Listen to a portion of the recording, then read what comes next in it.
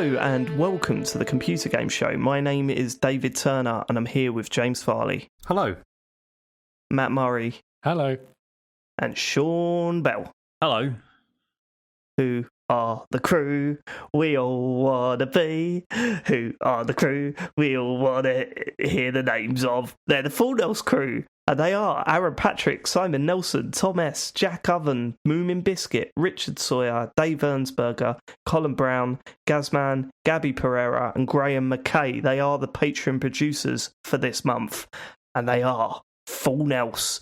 If you would like to go Full Nels, or if you would like to support us on any tier, please head over to patreon.com/TCGS. We really appreciate everyone's support, and I think we've repaid them with their support this month, right? Because we had our live talks over, which was watching an episode of the Krypton Factor. Two episodes, mate. Two entire episodes. Yeah.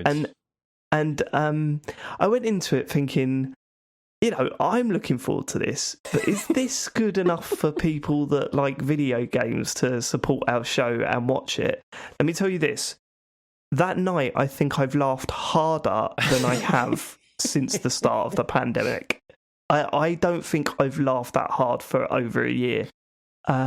Something happens in there that absolutely done me for not only the night we recorded, but I'm still laughing about it now. It's bad, isn't it? I've got. You know what I predicted? How I would tell Chen about this, and then it would become quite tiresome for her. That is exactly what has happened. Because I've been laughing Joe just saw constantly. the clip of it and said, "That's no, I got it straight away." And I was like, "No, you didn't." Yeah, I did. And I was like, "Oh, don't ruin it for me." I also like how now the image of that is now a meme. In our WhatsApp. In our WhatsApp group. That's getting posted constantly. Yeah, so if you want to know what we're talking about and you don't want to have to wait for that to get released on YouTube, which will take over a month, then sign up for the live Talks Over tier. If not, we've also got our bonus show out there for this month, which was great because we played Mr. and Mrs. between the four of us, where we all had to choose the answers to questions like who uses their phone the most, who would make the best cook, who's the noisiest in bed. All those answers and more in the latest bonus show. So if you want to hear that and all the other bonus shows, because it is important to remember, if you sign up for what's the name of the tier where you get the podcast, Matt? I don't know. It's the £4.51. The £4.51 tier, then you can you've got all of the bonus shows, and they're well worth listening to. So thanks for all your support if you've supported, and if you haven't, why not go over to patreon.com/TCGS, because there's some good content on there. There's some top quality content. The £4.50 tier is the B Natural tier, by the way. That's right. Speaking of top quality content, last week's show, come on. Everyone loved it, did they? I assume, Matt? We've had some corrections. TCGS corrections. On last week's episode, Matt referred to the circle button on the DualSense pad as the O button. This is incorrect because it's a circle button. The thing that is annoying, right, I was like, when I was about to talk about Returnal, I'm like, do not call that button on the controller the X button. It's the cross. Don't say X. And then I must have just forgotten. That's it. Oh, Matt, when I saw this feedback, I was like, no, actually, I think Matt's right, because I remember one of the buttons everyone calls like something, but actually it's something else. And I thought it was the circle button. I thought it's like, Matt's right, actually. Like, it's called the O X, button. Don't say it. I mean, I probably did say it. X and O, probably. Oh, God. Why do you care? Everyone I know who's played PlayStation has always called it the X button. Yeah, but no one's called it the O button. No, no one's called it the O button. No, fair enough. But then why is Matt trying to avoid saying the X button? Because I'll lose my gamer cred. Yeah, it's definitely a thing we've been pulled up on. You lost that years ago when you started recording this. No, actually, before that, morally. Yeah, good point. Sorry, Sean. No, I was saying it's definitely something we've been pulled up on before, and I understand the distinction, but do you know what people mean if they say the X button? Yeah, I know it's not technically correct, but you know what we're saying. But hold on, why is it? What's technically correct? Why does it? Because make they're it not correct? letters, are they? They're symbols. So it's not a letter X. It is a cross symbol. Yeah, but you've played a lot of Sea of Thieves, Sean. Do you say X marks the spot? That's true. Don't say cross marks the That's spot, true. do you? Don't say cross marks the fucking spot. Because pirates named it the X. Fuck you. Anyway, we're not talking about that. We're talking about the O. And yeah, O was a mistake. It's definitely circle. I know it's circle. Mistake. It's just that part of my brain that knew it was circle, I had to just use to make sure I didn't say X. What? So there's a malfunction in your brain somewhere. You're just shifting it onto different buttons on the pad. Is that what's happening? I had to use that space and say, look, you just have to forget what the circular button's called. Isn't it? Just focus on the X today. Oh, I mean cross. Fuck. You know what I mean? Chips McCain. You should do a talks over on the clown masturbating with boxing gloves video. Now, for anyone listening to this show for the first time, no, leave it. Just leave it there. It's fine. No, okay. Yeah. I know. I'll tell you this. In the week, I did have a moment of weakness and Google clown masturbating Tate Modern. Yep. Do not do that. Oh God! It's just a warning. What website did you Google that? Or did you go on a specialist website? No, I just Googled it, but then all the links were you could just tell by the URL that I was never going to find it, and if I was going to find it, I'd be traumatized by the end of it. So yeah, I also had a moment of weakness this week, and I bought some boxing gloves. So how you finding them, Matt? Actually, it's great. Next message. Feel like someone else is doing it. Yeah, Frank Bruno. Cool. The spirit specialist has messaged us. Waiting staff, here's how I imagine each of you working in the restaurant trade if you weren't already highly successful podcasting hosts. Sean, the chef/manager of a small farm shop cafe just outside Nantwich that recently expanded into evening meals on a weekend as the quality of the locally sourced organic food is excellent and pressure by locals forced his hand. 100%. And I'll tell you what, they don't do a normal sausage in there. You can't just buy a sausage like a normal pork sausage. It'll be like lime and thyme sausage. This one's got lamb and cheese. It's all locally sourced as well. It's all locally sourced. yeah, from the local Asda. Because you know that's what they're doing. This is just you describing nice things to me. It's like, yeah, that sounds good. What's especially creepy is I don't actually live that far from Nantwich, so that's weird. Okay, next. Matt, barista at an independent coffee shop located in the ground floor of an office building in the centre of Leeds. There are about 1 million of them already, which spends more time on its social media feeds promoting the organic, fair trade, family-owned small batch beans they use than actually making fucking coffee. Yeah, that sounds about right. They definitely spent way too much money on the cups that they dish out to people that they put it in. Do you know what I mean? I reckon you're encouraged to bring your own cup. It's one of those. Yeah. It's every coffee they're selling at a loss somehow. But eventually they'll break through. Yeah, that's I'm making the Microsoft of coffee shops. Yeah. Dave, roadside caff in a converted port cabin just off the M25. 100%. Or in a converted Mini selling boiled hot dogs outside nightclubs on a Saturday night. Generally a thing you'll know if you went out in Newcastle City Centre in the early 2000s. No, I know them. We have them round here as well. But I see myself more of a car park in a B&Q or something. Car park in a what is that Traders? What's the big Traders store? Wix? You know where you could get Screwfix? It's oh my god, this is going to do my nutting because they've got a really catchy jingle on the radio. Trade? No, that's a website, man. That's a website. I'm not going to be in the car park of a website, am I? Incredibly, I know the one you mean, and I fucking lost it as well. It's Selco. It's where the trade go. Oh yeah, that's also on TalkSport. Yeah. I'd be in a little caravan selling can I have a baguette? What baguettes have you got? Well, we just put everything in a baguette, mate. That's it. We got eggs, bacon, mushroom, sausage. Fuck it, hash browns are in there. What? Yeah, that's definitely where I'd be for sure. Have I told you that my dad's thinking about doing that? What? Why not? Genuinely, he's thinking about, because he's retired now, and he's genuinely thinking about just opening a little cafe van where he just goes to a car park and sells that sort of stuff. It's just a weird thing for him to come out with. There used to be it wasn't a van. It was like it was a little stall, but it was a burger place in Chester. It was a similar sort of thing. It was just selling not particularly great fast food and stuff. And there was a rumour that, the guy who owned and ran it was like a fucking millionaire and he was just bored. It's totally understandable, isn't it? Like, you want something to do. Sounds all right.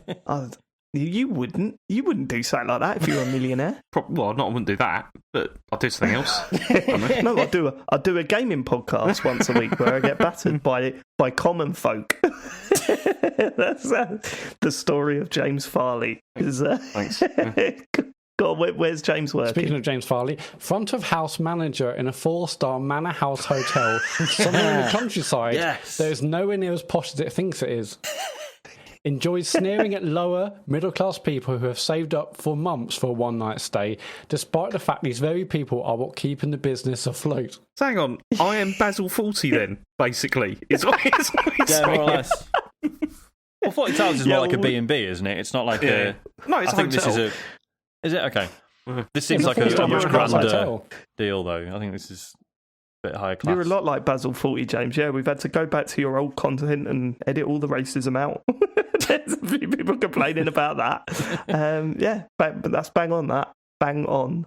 Actually, wait, 40 Towers wasn't a 4-star, was it? Was it? No, like, the whole point of it was that it was a shit hotel. But that was the whole point, wasn't it? That he thought it was a lot better than it was. And right, okay.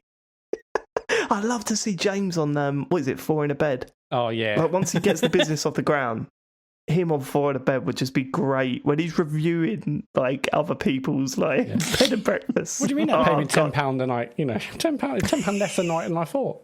Yeah. Great show. Yeah, I love that show. We used to love watching that. It was great. Yeah. Tom Doughty. For years now, I've often thought to myself, Matt doesn't just have the face of someone who works in a harvester. So, it's for years Tom's thought that. So you can imagine my surprise when in your latest podcast, James also comes to the same conclusion. Occupations that I think Matt does have a face for include barista, barber, vape shop employee, Apple store employee, B&Q staff, John Lewis salesman. No way. Very varied You're here. well Apple off Store, the John Lewis B&Q, salesman. John Lewis, especially the 4K TV section. Crazy golf stand attendee. Airport security. Yes. No. Garden centre employee. Shed in the gazebo area. Whoa. Slow down. What, you see Matt as airport security? No, I can't see that. No, like one of the inspectors, not like the people who have to actually, like, you know, manhandle people out of the building or whatever. Well, how often does that happen? The inspectors. Yeah, you know, the investigators who, like, go through the bags and stuff. Oh, right. So, yeah, those. The occasional search. I get to look at the X-ray machine. With you. Yeah. No, because I hate those people. All just like, I'm just waiting for them to say, "Okay, empty your bag." So I saw a cable out there. I'm not a fan of those people because every time I go away, I end up bringing 1,000 cables, and I'm always the one that delays everyone if we're like on a lapse holiday or any family holiday. I'm like, or any holiday. Sorry, I'm always the one like, okay, Matt's obviously going to be the one that delays everybody by half an hour because he's got cables upon cables upon cables for literally no reason. I was going to say, why have you got so many cables? What are they all for? Well, do you think things need charging, Sean? Yeah, but you're an Apple man, so surely everything just uses basically the same thing. Yeah, but you're an Apple man. I am an Apple man, but I know there's just a lot of cables, and it's and so I often get. You do know that Matt brings a power brick with him everywhere with just one wall. It's like plugs into the wall, but it's got about 8 USB sockets in it, just in case. I do, yeah. So each of them's got like USB hanging off, and then anyway, it doesn't matter. It's not going to get into it. Garden centre employee, shed in the gazebo area, but also the fertilizer section. Okay. The man in the airport who sells the lottery tickets to win a BMW. Yep. Is that a thing? I don't think I've ever seen that. Yeah, I've seen You've not seen that? I mean, I've not been in many airports. You go to an airport and there's a bloke standing next to a really flash car, and it's like £50 a ticket. And you just think, who's doing that? Like, honestly. I mean, enough. Yeah, it must be. But yeah, it's like 50 quid. You just go up and you buy a ticket for 50 quid and hope that you've won this, like, £200,000 car or some shit. You're about to go on holiday. See, I know. The goal's not enough. I'll tell you what, I could wait and see what I could spend my money on holiday, or I can just play it safe and just spend 50 quid on a lottery ticket. We're going to drive home from Spain. Or maybe it's like you're supposed to look at it and think, well, no one else is going to be fucking stupid enough to pay 50 quid. I'll be the only person who's entered. I think that's it. Yeah. I think that's it. They think that hardly any people are doing, and it would be one of those ones that when you look at the small print, it's like this lottery is going on in every hotel in every airport in Europe. You know what I mean? It's like, that's probably what it is, isn't it? Sorry, James, what? See, I could see him definitely as like being queue staff or garden centre employee, but also utilising the electric skateboard at the same time, like to get around. Yeah. I could see. They won't allow that. I know, but B&Q people will not allow that. No, but he'd be doing it as like a maverick. Yeah, that would be the thing. And they keep telling him that he's not allowed. They keep saying you can't do that, and he'd be like, "No, I'm going to do it." And he'd just James, be you've never worked in retail, have you, mate? Yes, I have. I worked in the co-op for years. Well, then you should know that you'd be fired immediately. They wouldn't go, we keep telling him not to do that. They don't do that in those places. No, he'd find a way. He'd find a way to do it. Yeah, it'll be entertaining the people, so they're like, it's worth it, because sales are up when he's on that stupid board, especially when he falls over. Zoo star for the reptile enclosure at Chester Zoo, ball boy, and finally charity bucket person. On a side note, that's such a wide range. I'm sorry, Tom, but you've blown it there a little bit. Yeah, you've blown it there. It needs to be very specific. I think barista is probably top. Yeah. I like the vape store thing because I've been in a lot of those, and they do all look like Matt. I don't know. I think the one place that we've all been to together that I think Matt would comfortably sitting and working in was that little restaurant next to where we had that awful B&B. Oh yeah, that lovely little cafe / bar. That was amazing. Oh yeah. That was blatantly a Matt joint. That one. Yeah. I should do that. That'd be so good. Anyway, right. On to James. What do you mean? Matt asked for a straw. Just what happened? What happened? Well, basically, we realised that because it was the sort of place it was, there was a reason they weren't giving us straws, right? Because there's this broad sort of anti-straw mentality, or at least have paper ones if you're going to have straws, right? But yeah, we all had milkshakes, and Matt obviously has a luscious beard and didn't want to get milkshake all in it. So he asked if he could have a straw, and it turned out they literally didn't have any on the premises, so he had to use his little beard guard that he normally uses when he has a pint. Oh, yeah. That was a low point. It's a good memory. When we were talking about weird shit that you bought off Wish? That wasn't on Wish, mate. No, but I genuinely thought when I listened to that back, why didn't I bring up the beard dam or whatever he calls it? Yeah. It's. I mean, my beard's Tasha's kind of like low. I've shaved it. I've trimmed it down at the moment. So, but when it's big, I need that baby for drinking a whole host of drinks. You don't need it, do you? I do. Tasha get people wet. have had beards for a long time, and they think Tasha get wet, and I have to keep wiping it. Beard dam sorts all that out. Yeah, and to be fair, people manage without showers for a long time as well, but still a good idea. David. Sorry, are you defending the beard dam? It appears I am, yes. Yeah, good. Good, Sean. I'll send you on the Have post. You ordered one from Wish? Get around 9 months' time. It's going to turn up, but it's got Velcro along the top, and it'll just attach to your beard. You're like, this is fucking shit. On a side note, occupations James has a face for include monk, funeral director, accountant, John Lewis salesman, especially the bed and mattress section, town crier, a Conservative MP, library receptionist, the person at the bowling alley who sprays your shoes, Jeff Keighley's assistant, and finally football team manager. Again, too wide range there. They're very good, Definitely not football manager. Also, he's used John Lewis salesman for both of you two. It makes. I think that's just the thing, though. I think there's a place for everyone at John Lewis. It's just a matter of which section you fit Exactly. in. Yeah, I'm doing 4K TVs. James is doing beds. Yeah. But only the frames. Oh, I don't know about the mattress. You'll have to speak to Brian. He knows he's put bed and mattress section. Yeah. Oh, right, okay. James is he's an all-rounder in the bed game. He knows what he's doing. Certainly is. Tom ends, David's a fishmonger, and Sean is a park ranger's son. Cheers. That's just a fact. That's not a funny joke. It's just true. That was hilarious this weekend. We went to a park for the first time, and we met up with my sister and her kids in the park of the weekend, and I genuinely saw someone with a polo shirt and Park Ranger written on their back. I was pissing myself as if that's the first time I've ever seen that. So I took a photo of it and sent it to Sean and said, just make your dad, Sean. So weird. All right, go on. Ricky Rice Cooker, Returnal being a full-price game. Since when did levels become biomes? And why does calling levels biomes mean devs can get away with only having 4 of them in a 70 quid game? I mean, that's not entirely fair, is it? They call it, isn't it? They're called biomes because presumably go on. Yeah, go on. I was going to say, go on. They're called biomes because presumably there are multiple generated levels within each biome. So the biome is just a theme in which the levels are generated. Is that right? I guess, yeah. I mean, I didn't know what a biome is. I still don't. And I struggle calling them biomes because I feel like it's one of those words that is only sort of relatively common because of Minecraft. Because I remember it was such a huge thing. Oh, Minecraft's got fucking biomes. Which basically means some bits will be, what we saw as normal, and then some bits would be snowy, and some bits would be deserts.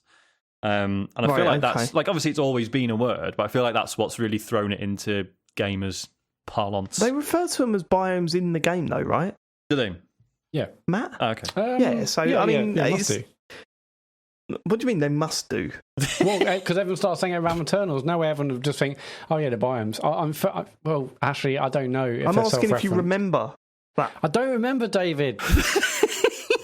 Okay, yeah, but I don't know. That's what people call them. But that's not the reason why they're charging £70 for the game. All I'll say is that I've got 17 hours of really good game time in with that game. So, I'm not... Look, as we spoke about last week, I don't think there's any game that justifies a £70 price point. And to reiterate, I didn't pay for the game, so I can't really give that sort of viewpoint on it.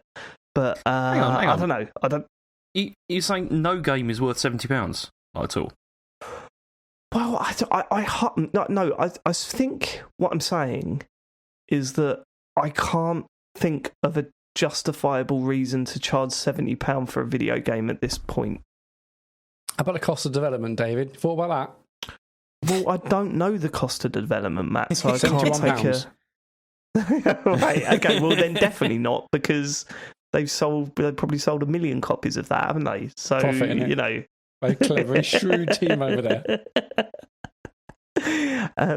Yeah, I don't know. Is it worth saying? I wouldn't get angry at Returnal. It's a good game, at least. You know what I mean? There's been worse games released at full price, and that's the problem. I don't want to give it on ideas, but when Breath of the Wild 2 comes out, I would probably pay £100 for that.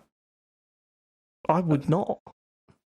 I probably would. I wouldn't pay £100 for Breath of the Wild 2. Because I know what I know. Because I probably would, because it'll be. I have hundreds of hours, probably. Well over 100 probably hours, if it's any indication compared to the first one. So what? I'll have loads of great fun. Yeah, I don't know. I'd have loads of great fun. Put that on the box. Yeah, just to let you know, guys, we're going to charge £100 for Breath of the Wild 2, and I know what you're thinking. That seems very high, but I promise you will have loads of great fun. So it's worth every penny. £100 for a game, man. No, come on. I'm just preparing you for like 3 generations' time. When it's not a Neo Geo game, is it? It's. What if it comes with a miniature statue? Fingers crossed, for 100 quid. Okay, all right, go on. Mrs. Tiggy Winkle. Hello, boys. Last week. What'd you say it like that for? I was just making sure I didn't mispronounce it. Yeah, Miss Tiggy Winkle. Mispronounced Miss Tiggy Winkle? That's actually Mrs. I do apologise. Sorry. Yeah, so you ended up mispronouncing it in the first place, didn't you? Is this another kitchen appliance? I just enunciated it differently. Anyway, Mrs. Tiggy Winkle. Hello, boys. Last week, Dave corrected himself, saying 2,000-year-old haunted houses do not exist.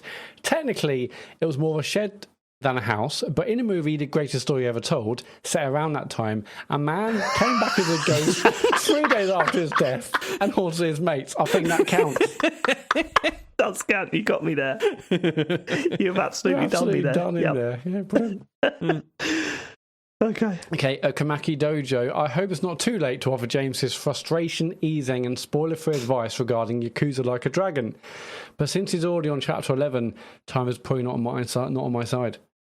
Do you want to hear about it, James? Yeah, go for it. James, do not start Chapter 12. Have you Start chapter 12 I'm already? still on chapter 11 because Resident Evil came out, didn't it? So yeah, It did. James, do not start chapter 12 until you played through and finished a battle arena run by the friendly robot that opens up in chapter 11. Yes, this is the inevitable grinding part. If you don't level up in this area, the boss battle in the next chapter will be basically impossible. Remember to use the Korean chap's poison attack. It's very useful. Also, make sure Ichiban has that skill where he can be reduced to 0 health but bounce back. You'll definitely need it later. I don't think you need to be level 80 for the last boss, so pretty sure I was around 60 or so on normal difficulty and it was okay. Enjoy hate playing the rest of the very good story. At least you can look forward to Judgment 2 being a brawler again. Yeah. Thank you. Does that more on Yakuza later, I think, right? Yeah, well, yeah. I mean, that's basically the story, isn't it? But let's, we can go on. Thank you, Kamaki Dojo, for ruining James's news story. Yeah, but thank you for the advice. It's appreciated. Yeah. When I go back to it, I will do that. Liz Walker, following conversation about how much Sean loves obeying the rules while driving, I'm surprised James didn't recommend a taxi driving minigame from Yakuza 5. I've never played a driving minigame where it has been a requirement to indicate while turning and actually adhere to traffic lights and stop signs. It also helps that Japan drives on the left-hand side of the road for a fully immersive driving experience. Like, I haven't played Yakuza 5 yet, so that'll be why. That sounds amazing. Thanks a bunch, Liz. That's ruined that as well for James. That's embarrassed James now. Showing him right up. Right now. That sounds proper good. I remember on the Dreamcast we had a naughty copy of Tokyo Bus Guide, which was basically that but a bus, and it was great. But I mean, I was only like, how old was I? Like 13, 14, so I just didn't really have the patience for it. But I love the idea of it. And I think actually now, didn't Bus Simulator come out last year? It did, apparently actually all right. Years. So, yeah, maybe that's the thing. Maybe it is. Jeffrey Johns. Hey, cool dudes. With Sound of Play sadly on a hiatus, Matt, this is your chance to shine and host a gaming music podcast under the TCGS.co banner. Just a suggestion. No. No way. That's great. Adam, no way. Do you know what the best part of Sound of Play going on hiatus is?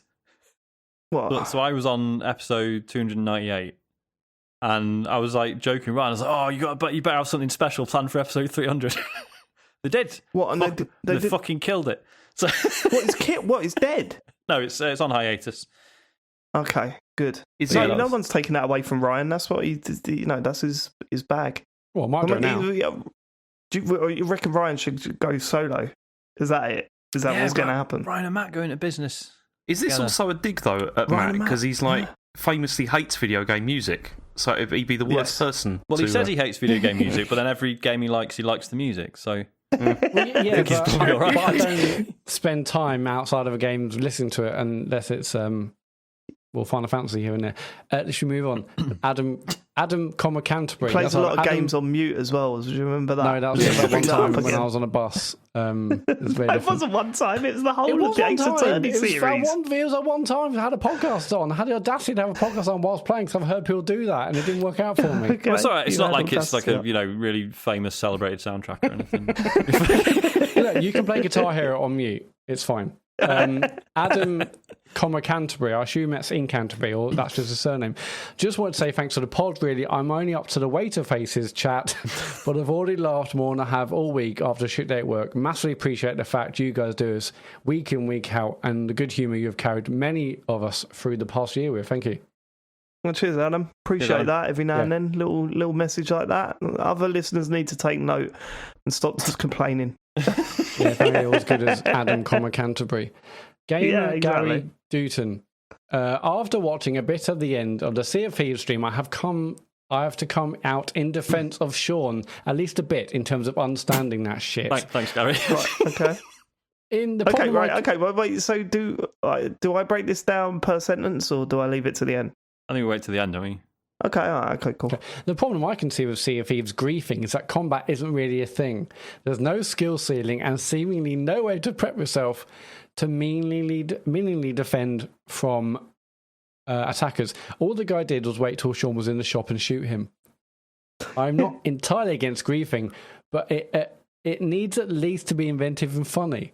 However, I was pissed at myself at the guy following Sean around to justify his behaviour. His avatar made it look like evil, remorseless, ancient ghost pirate hungry for souls, but it was accompanied by the little wet voice going, we've left you some stuff to apologise, whilst getting annoyed that his apology wasn't being accepted.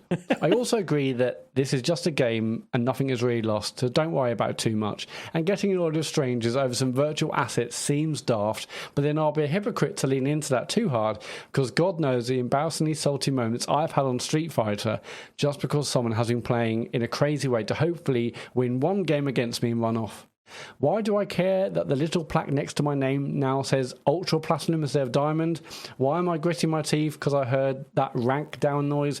It's not even real. What I'm saying is online assault is complicated, and when you've invested time in a game, 2,500 hours to be precise, sometimes you get more pissed off than is reasonable. Yours sincerely, a serial Dark Souls Black Phantom Invader. Shall I reply then? Yeah, go on. Gary, you started by saying you had to come out in defence of Sean. You didn't come out in defence of him at all, mate. No one was having a go at Sean for getting angry. Everyone knows it. Like, no one's saying that you shouldn't get angry. Everyone's saying you should get... Like, of course you'd get angry. Like, when I'm getting griefed on Rocket League or whatever, I'm furious. And that's less of a time commitment and a time waste than what Sean went through. Of course he was angry. What I'm saying is, don't show it to the griefers. That was the only point I was making last night. And when you said, right, I'm not entirely against griefing, but it just needs to be at least be innovative or funny. I don't think the griefers care what your standard of griefing is, Gary. I think they just want to piss people off. I see what he's saying, because that is the...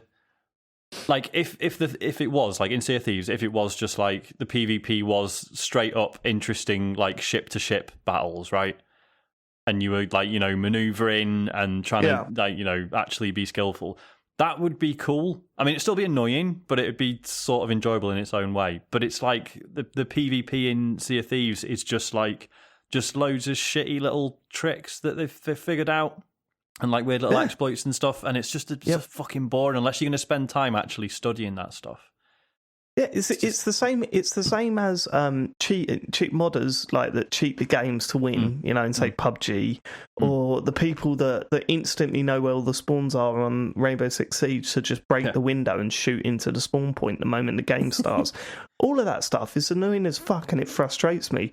But I you know, all I was saying was a bit of advice to Sean. Next time, just go, all right, mate. Or something like that. You can't let them know that you're angry, because that's what they're after. Yeah, no, that is what they're after. You know, and Sean knows that. Sean knows that. You know that, Sean. I'm telling you that. Suck eggs. You know that. You've been on the internet for ages. But at that moment, you did lose it a little bit. That's all. And you admit it. So it's all good. Yeah, I mean, because, you know, we've had loads of interactions with dickheads where, like, we've either just talked our way out of it, or sometimes you end up having a laugh with them, even... We talk about the crack cane and rinse boys now, or what was this? The what? Nothing. Oh my god, it's a little joke. God. Yeah, like, you know, we had one time like some Reapers started coming towards us, and Cammy just got on the megaphone and he's like, guys, we're just doing this quest, can you leave us alone? And the guy just shouted back, tell me a joke and I'll leave you alone. And he did, and he went, yep, and fine. And he said, your ship, now fuck off. So those things do happen. That was just an especially bad interaction at the end of a very long stream where I failed to achieve what I'd set out to. Tell us a joke and we'll leave you alone. Why are pirates called pirates? And before you get to the end of that, you've seen the cannonballs flying towards you. Oh, for fuck's sake. I will say, Sean, you got a bunch of different emails defending you. I'm not going to read them all out because I feel like the section's gone long enough. But fine. Well, I mean, I could read them all out, but there's an awful lot of emails here, so I'm not going to. Thanks everyone who wrote loads of nice things supporting me. Matt's not going to read them out though. I can do. Okay, you know what? I fucking will do now. Oh, Sean. What? No, this is fine. Progress lost. The re-traumatizing of Sean on last week's show regarding his terrible experience playing Sea of Thieves, not Friends, while difficult to listen to, did somewhat vindicate my decision to delete the game and vow to never play it again a few weeks earlier. Mostly on Sean's recommendations, it was one of the games I decided to get properly invested in after buying an Xbox Series X. As much as I enjoyed the realisation of the galleon-based open sea traversal, most sessions would end with me being scuttled by twats. What have you done, Sean? I know. While unloading the meagre loot I'd acquired during the hours of gameplay beforehand. Listen, I just didn't want the listeners feeling unappreciated. Hey, spoiler bot. Hello, David. How are things? Yeah, how you doing, mate? Not that good, to be honest, mate. It turns out even robots can get COVID, so I've been stuck at home with the kids this whole time. They're doing my absolute nut in. Been a long time, hasn't it? Yes. It's been 414 days since we first went into lockdown, and I don't think you've needed me this whole time. I can't even do one of the funny middle-class jokes about having a sourdough starter in the fridge that everyone was doing last summer. Yeah. How long should they fast forward to avoid all this defensive, Sean? Oh, don't worry. Matt's about to bottle it and deny Sean his moment of vindication after the way you all spoke to him last week. Anyway, do you fancy meeting up to get absolutely obliterated when the pubs open up properly next week? Okay, mate. See you next week. Thanks for everyone's emails. I'm going to say, okay, we've got emails from Progress Lost, Gavinson Savannah, Alan and Darren Gargett. Thank you for your really positive emails about Sean's Sea of Thieves thing, but we're ending them now for the good What's of everyone. What's going on with Alan's surname there? Well, Alan is Alan Block Sync You. Alan. Okay, it's all in one word. Alan blocked Sync You Ben that you had to spend 2 hours Saturday afternoon dismantling, only to find it was full of deposits. Despite explicitly telling your wife not to put bacon fat down the plug hole because it would block the drain. That was well read, Matt. That was very well read. It was very well difficult, read. Yeah. But what if that wasn't a joke and that's actually his surname? I'm going to write in and complain now. Why are you all laughing at my surname? Thank you, everyone, for your messages and feedback. You can go to tcgs.co/deartcgs if you want to leave us feedback or messages next week or whenever you want. Sean, how many times do you reckon he said that in his life every single day? Why are you all laughing at my surname? Like, completely blows his mind. You can see people getting bored and confused as he's saying it, but he doesn't want to break midway to go, what? What's the fucking funny? You want me to spell it, don't you? B-L. Yeah. Bravo, Lima, Oscar. There's only one Alan Block sinking you bend. Okay. Right. And his parents must have spent thousands of years in a football to get a name on the back. Yeah. Just imagine the driving licence or passport. Be insane. Yeah. Ultra right. Right, okay. News, James. Let's get on to the news this week. Okay. 37 minutes in. Go on. I know, and it's ridiculous because I've been kind of dreading this because the main story of this week is the Epic versus Apple thing, and it's just... I mean, it feels like we've been talking about this since time began, and it's just... There's just... I haven't... Go on, sorry. Go on. I haven't picked up on anything since the last podcast. So I don't know anything that's come out in this past week. I'm sure you're going to have questions, and I'm not going to be able to answer them, so here we go. Anyway, the beginning... Sorry, Sean. I was just going to say, I'm comfortable if he skims this. I think we can just do the headlines, right? It, but if anything blows my mind, then... Well, I'm not going to go into detail about what the trial's about, because we all know what it's about. It's about the App Store. That's not even the interesting bit anymore, is it? No. I mean, other stuff. It started off... I mean, the trial started off with technical difficulties, which, I mean, I put this in because I thought it was quite funny, that someone failed to mute everyone on the conference call, and so apparently there was 20 minutes of people shouting free Fortnite for, like, the whole time, which is pretty funny. But then also some documents were accidentally released to the public that shouldn't have been, and then they were like, we should reseal them, and they were like, what's the point? You know, everyone's read them now. It's like, you know, there's no need. So that was quite funny. Yeah, I wonder in comparison how, like, this court case differs to a lot of others. Like, where, you know, I'm sure there are slip-ups in normal court cases, but then they haven't got, you know, millions of nerds looking over everything to do with this case. And then, you know, harvesting data and all this sort of shit. You know what I mean? Trying to get as much info as possible. I wonder if this is worse. Yeah. Okay. Probably, yeah. So, anyway, I mean, the interesting development from last week, there's a couple of interesting developments. One of them was Tim Sweeney describing Fortnite as a metaverse and not a video game. And this is what he says. He claims it's a phenomenon that transcends gaming. This is how he describes Fortnite. And, I mean, the reason for kind this... of right, isn't he? Yeah, that's totally legit. But the reason he's just saying the word this... metaverse just bothered me. Go on. I mean, yeah, I know, but fair enough. I mean, if there's one game that you can put in that category, it's probably Fortnite, isn't it? Yeah.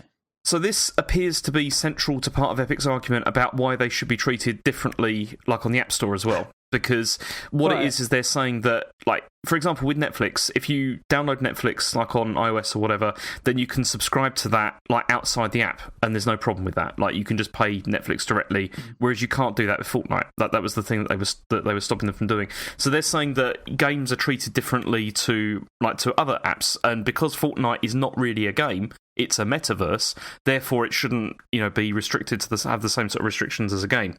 Oh, I'm not so sure. I'm not so sure that works, does it? I mean, you're still... Well, I suppose Netflix is a platform. They're seeing Fortnite as a platform, but Fortnite needs a platform to access, but then so does Netflix. So... Well, you could just use Netflix in a web browser if you really wanted. You could do, but then, like... I mean, with Fortnite, they're not collecting content from various different places, right? Yeah. So, like, I'm assuming Netflix gets away with it because it's more like a retailer that you subscribe to. But this is Does where... that make sense? Well, this is where it becomes more of an issue because, so regarding the future of Fortnite, Sweeney has said that the long-term evolution of Fortnite will be opening up the system as a platform for creators to distribute their work to users, and then creators will make the majority of the profits. So... And he's like saying, if Apple then take 30% off the top of all that, it'll make it really hard for Epic and creators to exist, like, for it to actually operate that way. I mean, it sounds really convenient that they just happen to be planning this, but yeah. I mean, it sounds like an idea that they've dropped in there to try and justify that. I mean, maybe that was the plan all along, but I'd be massively surprised if they opened it up like that. Wouldn't you? What? So it's more like a Roblox than it is a traditional video game. Is that what they're saying? That's what it seems to be suggesting, that it'll become like a platform for creation, like, instead. It makes sense for them to do it, especially given Roblox its success. But then how's that any different to stuff like Roblox? And I mean, Roblox isn't on iOS, is it? But Minecraft is, and like Minecraft is. Roblox was on iOS, I think. Was it? I don't know if it is. I or can't not. remember. But yeah, all right. But I mean, Minecraft is though, and you can argue that that's a platform for people to like distribute stuff, and you can do that on there. Roblox is on iOS. Okay, there you go. Well, yeah, so it's already on there. Nice one, James. Well done. I don't know. I don't know where it sits when you become a platform of your own and when you're considered a video game, and whether that platform justifies to be treated differently. I mean, and it's the biggest problem is that that's a very strong line to cross, isn't it? Because if it just means that you allow user created content and then you get a bigger cut of the the sales profits or whatever, then people are just going to do that. Every game's going to have some sort of creative sharing thing to try and just tick that box. Well, so I don't know where that's. This was the other issue with this, because one of the other things that was asked of Epic about this was, okay, but if you do this for this, what does this mean for other apps, like for stuff that's like productivity and things like that, which are also like creation based for doing stuff? Yeah. And Epic just said, we hadn't thought of that. Which we haven't. It's like that's not we're not expecting with that. But then also there was also debate on how profitable the Epic store is, and Epic admitted that it was like hundreds of millions of dollars short of being profitable, but it's expecting to within the next 3 or 4 years was the expectation. But then also we found out like how Fortnite has generated more than $9 billion dollars in 2 years, which is, I mean, this is where they got all the money from to like do this court case. Presumably, they could just throw it away because it's and how they can take hundreds of millions of pounds of losses in their store just to ultimately get the numbers up. Mm-hmm. So then we had some revelations about Xbox, where it was revealed that Microsoft have never made any profit on any Xbox hardware. which is why is that a reveal? That was the one headline that I did see banded about, and I thought, well, everyone's been saying that for years, haven't they? Well, yeah, but I think what it was that the original Xbox, when that came out, everyone knew that that's what they were doing. You know, that it was like they were running that as a loss, and then that's why they killed it as soon as possible, because it was just like costing money. I think there was a general perception that the 360 did start to make money on hardware. You know, like after like console revisions and that sort of stuff. Yeah, I would have thought towards the end of its life it would have. Yeah, but apparently not. But then they did make it very clear that it was actually. Yeah, they have made money on Xbox. It's just that it's all come through the software, and it's all come through, through services and stuff like that, like through Xbox Live. So that's part of the argument. But this is what's interesting, because then it came onto this idea of the argument between a single-use device and a multi-use device. And see, Epic kind of say that they're fine with the 30% cut on consoles because these are single-use devices, but it's not okay with them on a multi-use device, like a phone or computer or whatever, like that. So, yeah, that was quite an interesting sort of approach to take. Does anyone else feel like they're just pulling this stuff out of their asses? Well, no, because their argument... I kind of see what the argument they're making. Whether I agree with it or not, I don't know. I can kind of see, because if Apple are making profit on each phone sale, then they're making money from that, and people are not necessarily buying it for video games. So then you've got a limited audience on a piece of hardware that's making profit for the company anyway. So people are not the difference between Xbox, PlayStation, and an iPhone, for example, in terms of video game sales, is that people are buying consoles to access that store and the content on that store. People are not necessarily buying iPhones to access content on the video game side of the App Store. So, but surely, really, should the cut be the same? Well, because it's a non-specialist device, that means like millions and millions of more people have a device that could run Fortnite on it. Yes, and therefore but what their argument's been from the start is that, and not again, I don't necessarily agree with it, but trying to work out what their argument is. Their argument would be that Microsoft and Sony are pushing that store. They're putting the work in to make that store, flooded with customers. Whereas Apple aren't doing that, but asking for the same money. Right, Microsoft or Sony or Nintendo are all actually actively trying to create a space for people to buy games, whereas Apple are just, I guess they didn't even want to make an app store initially, did they? No. Until they realised they could make a lot of money off it. I don't necessarily agree with the argument. Like, I can't agree with the argument because I don't know the ins and outs of it all, but what I will say is that I do kind of understand the argument, what they're trying to make there. I mean, also we had like a couple of other bits came out, which was that Epic like push, well, probably other people as well, but they pushed Microsoft to end subscriptions for free-to-play games. I mean, obviously because that benefits them with Fortnite. But the other thing that was interesting was that this whole thing, it attracted information, interest from the judge over privacy and user data, because one of the things that Epic were pushing for is like saying that there needs to be less friction for people purchasing, like making purchasing, like buying V-Bucks and everything.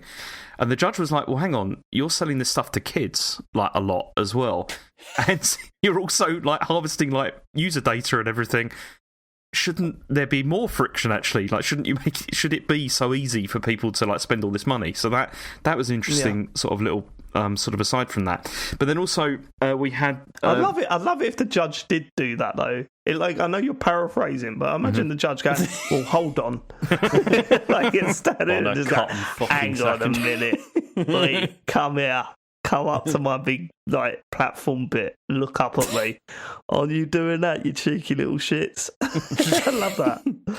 Then also high fives on the way back. Get back out there, you little scamp. Winking over at Tim Apple and going, there you go, I got your back, boy. Here we go. First over an iPhone, mate.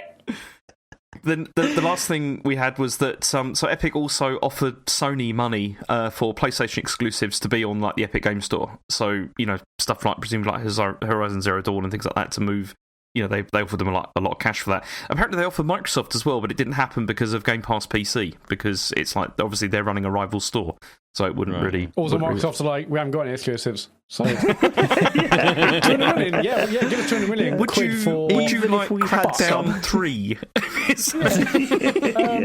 Minesweeper. Even if we had some, we wouldn't give them to you.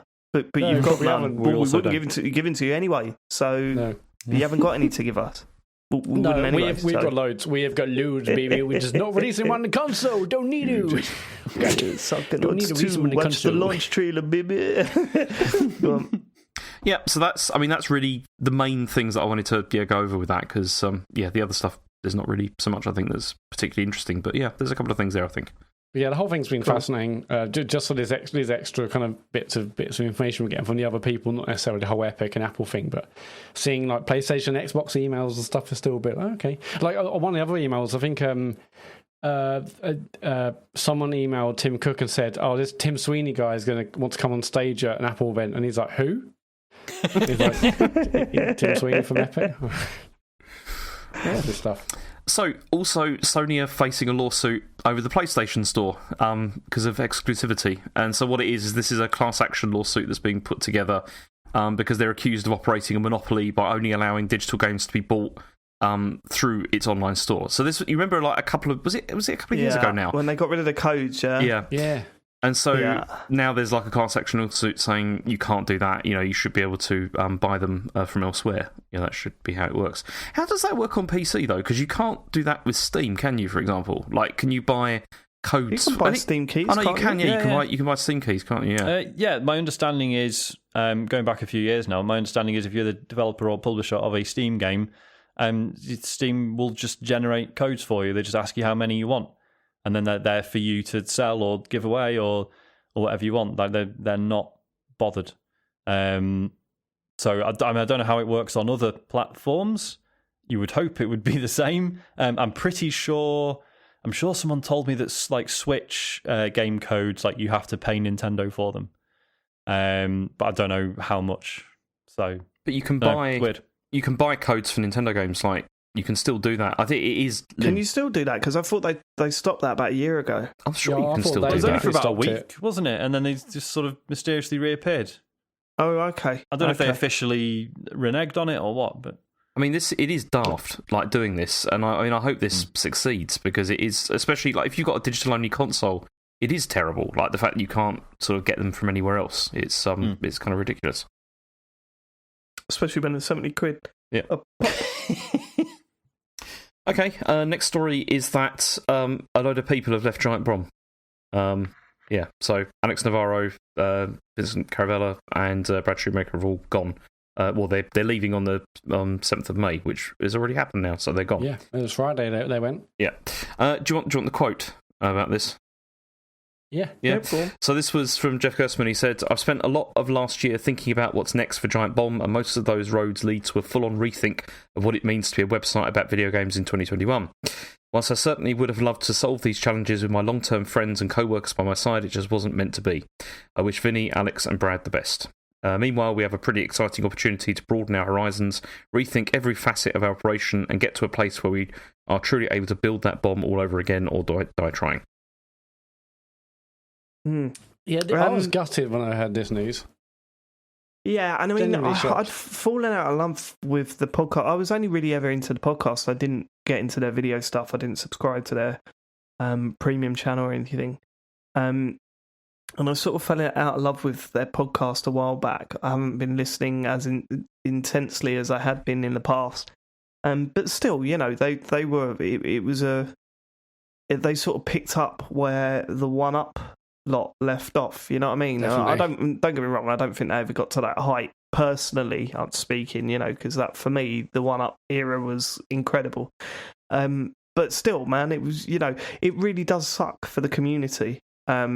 That supports, because they had a ridiculous amount of followers, and it sucks that the community's now not got that. It'd be interesting to see what the future holds, but I think they sold up a couple of times. Well, they sold up once, but then the parent company sold up, and So there was inevitably going to be changes and stuff. So it'd be interesting to see what comes of this. But I think that the thing that is upsetting really is that it was the independent website. You know, it was literally set up on the back to try and take on the back of the fallout of GameSpot at the time. If you don't know the story, definitely look into it because it's a really interesting one.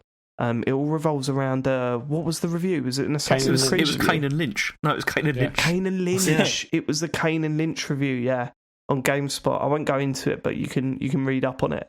And it was literally a fight back to all those big websites for various different reasons, and they succeeded beyond belief, really. So it is sad to see the website go, and it was sad hearing the podcast recently. And it's terrible for some of the community. But you know, this stuff happens, and hopefully something new, fresh, and interesting comes from it. You know, I thought you were going to say, and hopefully this happens to us one day. We get bought up, and then we give. I'd love that. Wouldn't you love that? I'd love that. You know what I mean? If a massive website came in for us and offered us a ridiculous amount of money, that'd be nice, wouldn't it? It actually would. That's the sad part. You'd have a few of our listeners going, fucking sell out, so we go, yeah. No, I'm going to be Jeff Gersman and stay on with my new owners. I don't know, whoever it is. And you guys would go, everyone will say, look, TCGS is dead, it's dead. And I'm like, no, it's still, I'm building something new here. You'd be like, forward into a bold new era. Yeah. Tim Stevens with Engadget. What's that? There was that, yeah. What was that? Do you remember there was with Engadget when that happened? Like everyone left, and then there was just Tim Stevens there left, and he just tried to keep it going. It was that was sad. Oh, Engadget, that was great back in the day. Yeah, sorry, Dave. Yeah, just imagine like all of a sudden we announce that we've been we've been bought out. And it's like the first show we come in, we've been bought out by some big company, and it'll be like, hello, welcome to the Computer Game Show. Just to let you know, you've all seen the news. Yes, we've got new owners. We've sold the podcast, but nothing's going to change around here. Absolutely nothing. My name's David Turner. I'm here with Matt Murray, Sean Bell, and Gary. Hello there. I'm looking forward to talking about video games with you people. Gary, Fortnite? Gary, are you doing the news? Yes, I've got plenty of news here. What do you need to know? Can we have the percentage on that? 76%. Oh. Fuck. I want to be like, right, we're going to start an episode as we do every week by thanking the Full Nels patrons. Mark Zuckerberg, Full Nels. Bill Gates, Full Nels.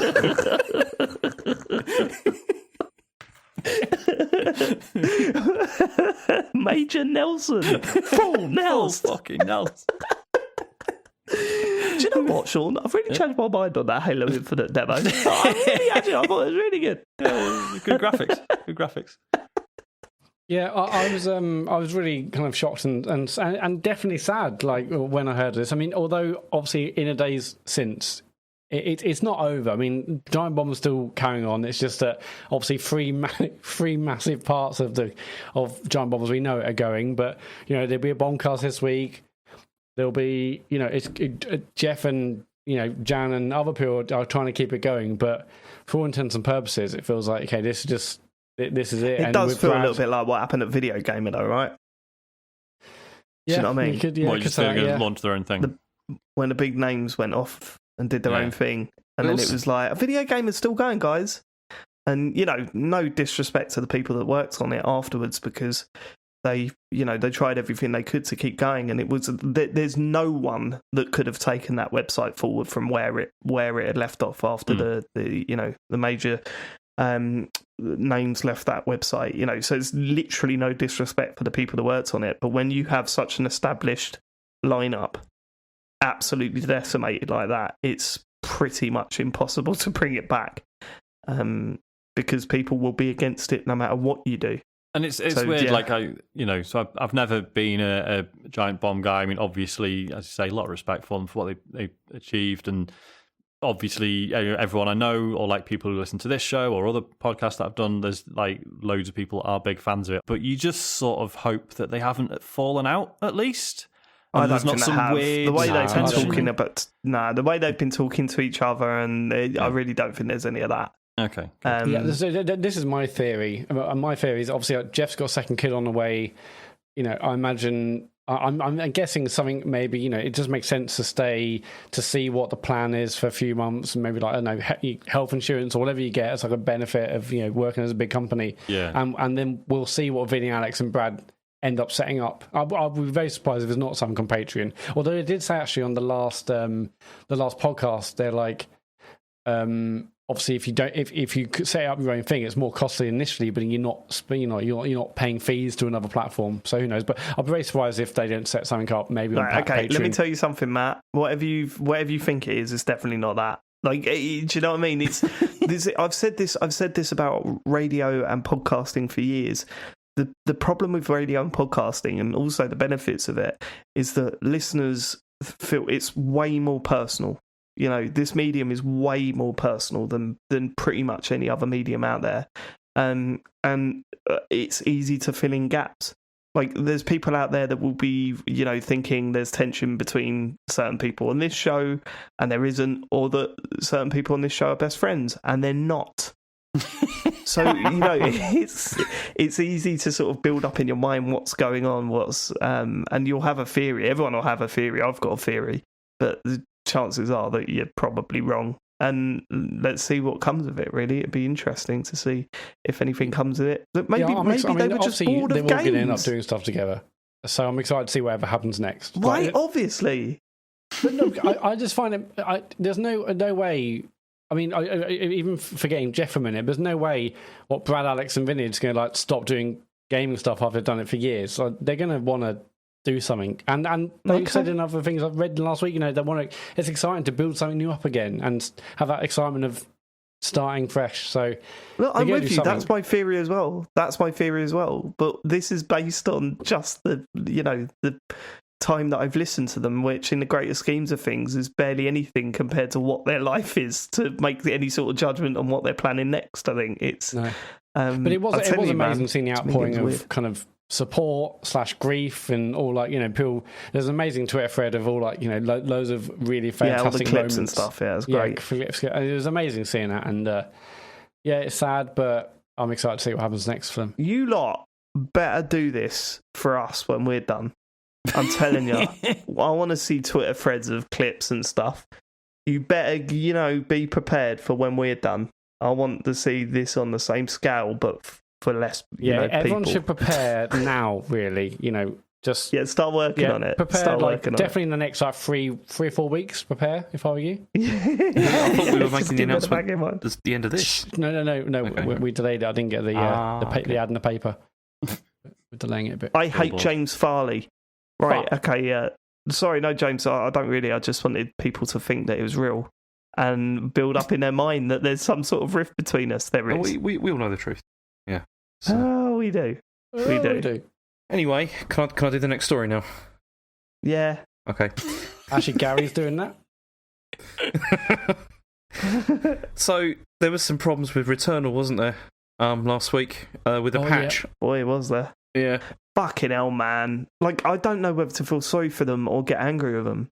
So, for those of you, can I take over this story, James? Go for it, you don't care, do you? Well, not really, no. Yeah, for those of you, for those of you that, don't...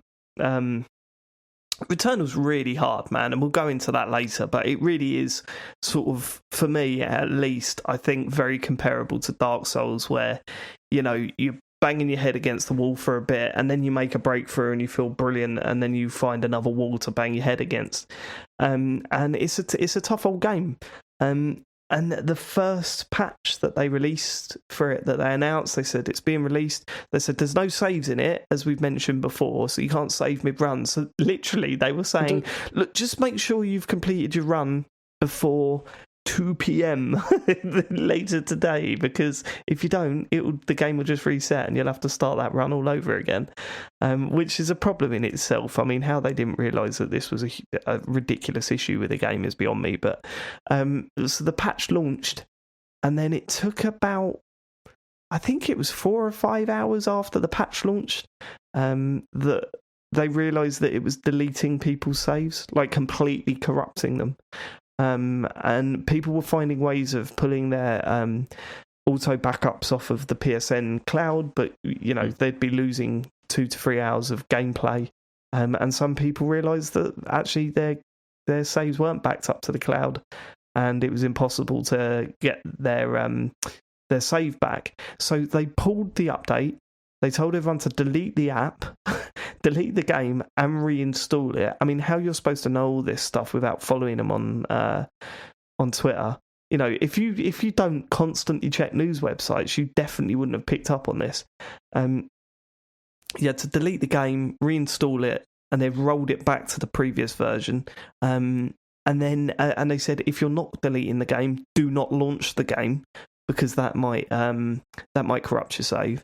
And then they released another patch about 12 hours later after pulling it, maybe a little bit longer. And people were going, well, hopefully that will reverse the issue and our saves will be back. Nope. They put out a blog post that said, look, if you've got no save on your thing now, then yeah, you're going to have to start again. And the thought of doing that again is just horrible. It's just, I said to Sean, it's a little bit like getting to Sen's Fortress or getting to Anna Londo in Dark Souls and then having to start again. Like, that is soul crushing. It's soul crushing. I mean, is it not? I know I asked this on WhatsApp, but for everyone else's benefit, like with it being a roguelike, whatever, is it not the case that you could actually make up your progress pretty quickly again, or is it very much like you'd be Dark doing Souls, though, right? Yeah.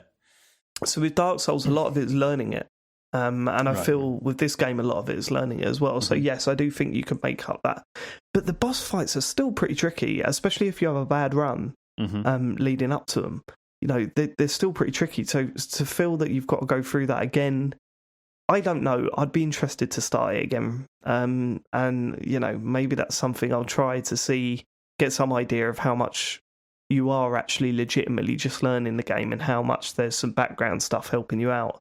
But yeah, I mean, just the thought of going through the bosses again, especially if you're into the later areas, it must have just been. I mean, I saw people on there. How true these posts were, but I saw people replying saying, "I'm literally about to get the platinum trophy. I've completed the whole game. I'm just about to get the platinum trophy, and now I've got to start again." That's terrible.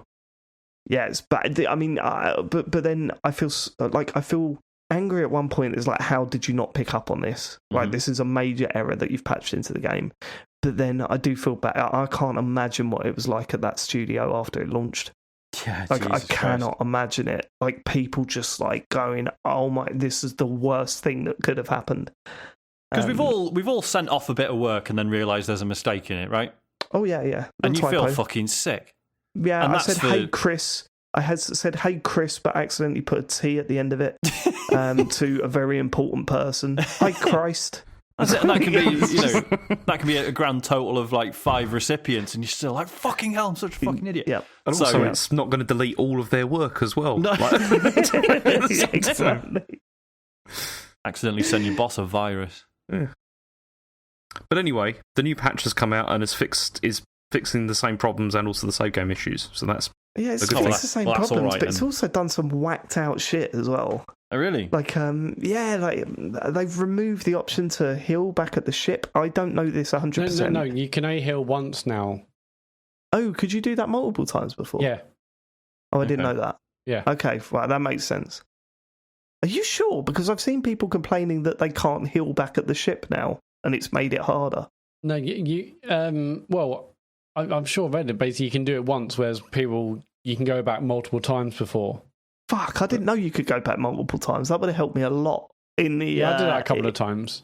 Yeah, although it says, what I thought was weird is that you go back to the ship and you like sleep, but I had to do it multiple times. I thought I'd just sleep once and I'll be fully healed. So maybe that's something they've also fixed as well. Oh, right, okay. Yeah, so it doesn't fully heal you anymore. I don't know, but they've tweaked things that seemingly look like it was a little bit of help, and they've removed that, even though the game is ridiculously difficult in places. Yeah, okay, but we'll get onto that. Okay, so a big fuck up by Returnal, but hopefully that's back on its feet now. Yeah, okay. Next story is that all my worst fears have come to pass, and the Yakuza series has now become a turn-based RPG in the future.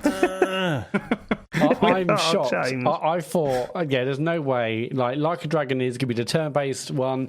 They're all stay as they are. There's no way going to change them. I read this because I think even was it last week on the show or maybe just privately, James, I said there's no way they're all going to be turn-based. There's no way. But they are. It's happened. Yeah. It just seems weird to create Judgment, a substantial spin-off, but make that the same and then change the mainline series. Yes, it is a weird odd, decision. I can see why they've done it. Like, there's a lot... Okay, why? Okay, let me explain. One of the reasons they've done this... they can argue they've done this because for character reasons, because they're obviously continuing with the current characters they got from Like a Dragon, and there is a logic Although that doesn't quite work, because... what's the character doing that makes it turn-based? Well, I can explain that. That's one of the things. Go on, explain that, and then I can bat it back. Go on, explain I'm sure you can, but you've never played any of the games, Dave. So no, I know, but listen, I don't need to make this comment. So the reason they've made it turn-based is because of the character. No, that's because they obviously the reason they made it turn-based is because they wanted to mix things up, but then also because turn-based RPGs are incredibly popular in Japan, and that's one of the reasons why they wanted to, I think, recapture it. That's the main reason. In game terms, they can also argue it's because the main character is not as strong as Kiryu, and therefore, he has to fight with a team. And also, I mean, the other thing of that is that when he gets into the battles, he's like a Dragon's Quest obsessive, so he's supposed to be imagining, this battle being, like a Dragon's Quest thing or whatever. That's the in-game. I mean, that's nonsense. Obviously, the main reason is because the argument against that would be, we'll let him be into another game then. Yeah, let him be into a fighting game instead of like. The main reason is because it's to make it more popular in Japan, I guess, that's the main sort of thing from that. But is it not that popular in Japan then? Not as popular as like other like RPG series, really. I mean, I don't know. Is the honest answer to that. I don't know. I know it's popular in the sense that everyone knows what it is, and it's like, it has like good sales and stuff like that. But I think they're probably looking. See, the other thing is we had six games of the brawler style that we had with the earlier ones, and then also Judgment also has done the same thing. And I think this was an attempt to try and say, okay, we are going to try and do something different with this, and I think they feel it's worked, and that's why they're continuing with this. Which that's the thing, though, isn't it? Right? Like, that's as going back to Matt's point.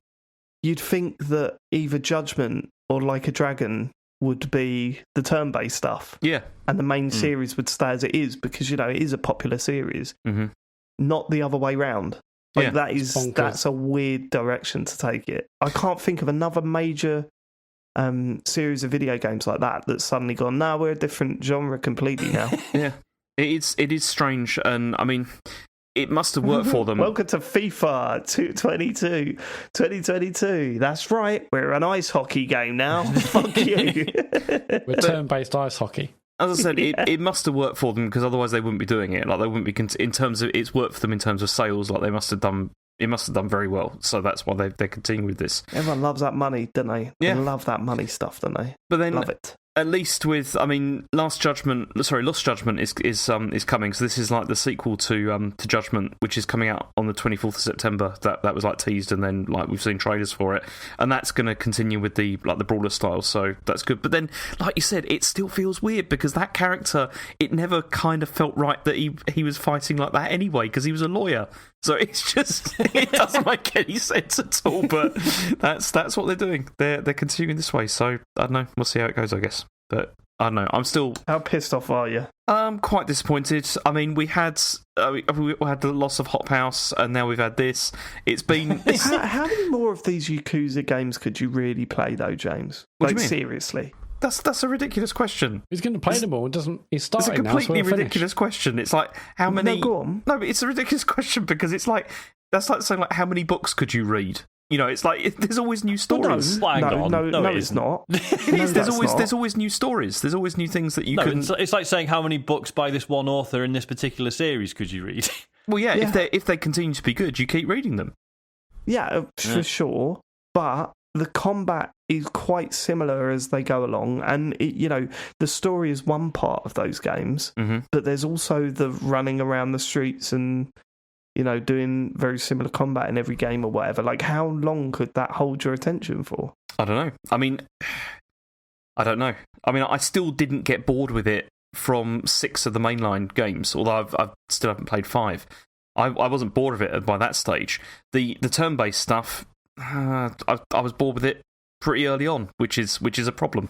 Which is why I'm hoping that Judgment will continue to be good. So, yeah, it is difficult because as I said, the thing I love about those games is it's not just the combat; it's also the environments that you're in. It's the story and all that kind of thing, the characters, and that's the stuff that I really, really care about a lot. And it's just like a fly in the ointment, like to have to play it turn-based, because I just don't enjoy that style of game very much. Okay. But then it can work. I mean, I as I said before, I love Persona games, but the reason I love those is because you can kind of ignore the combat if you want to. You just put it on easy, and then it's easy, and you just play it for the story and stuff. Whereas with Yakuza, you couldn't do that really, because you still had to sort of put effort into it because there's no difficulty settings or anything, which is a shame. But yeah, mad. I sort of know how you feel, because I remember when Phantasy Star Online Volume 3 was announced, and they're like, it's a card game. Yeah. For no reason. As far as I'm aware, that absolutely tanked and they never did it again, so that's something at least. It was a deck builder, wasn't it? Because I remember seeing that and just being... Because I really liked Volume 2. Volume 2 I played a lot on the... I think I played... It was on Dreamcast, wasn't it? It was on Dreamcast, it was on GameCube as well. Yeah. I played it on Dreamcast the most, and then I remember seeing the card battle, and I was like, it's a card game. And, years later, I would get into card games, but still zero interest in playing a card game on it, like of a series that I really enjoyed as an action RPG, and plus like the idea of playing a card game that you have to play on the telly just doesn't really appeal. Also, you could kind of say like Phantasy Star Online was kind of like a roguelike, wasn't it? In the sense of like randomly generated levels. They were randomly generated each time. They were a bit. Yeah. And it's a deck builder. Right. They were ahead of their time. But you didn't start from the beginning again every time, did you? The whole point was that you were getting more and more loot. You'd start the area again every time. You couldn't just then that's like Destiny. Yeah, Destiny's not a roguelike. Could you craft to be fair, I've realised I've just said all this. There's probably loads of like original Phantasy Star fans kicking off saying, well, we never wanted it to be a fucking online RPG, you cunt. So, fair enough. There's not, Sean. There's not one of those people listening to this. Go on. Okay, next story is that there's something called Game Builder Garage is coming from Nintendo. And it's a game-making tool. And it's coming out on the eShop on the 11th of June. And it's basically a selection of tools for making games built around these like 7 lessons where they teach you how to make specific games in specific genres.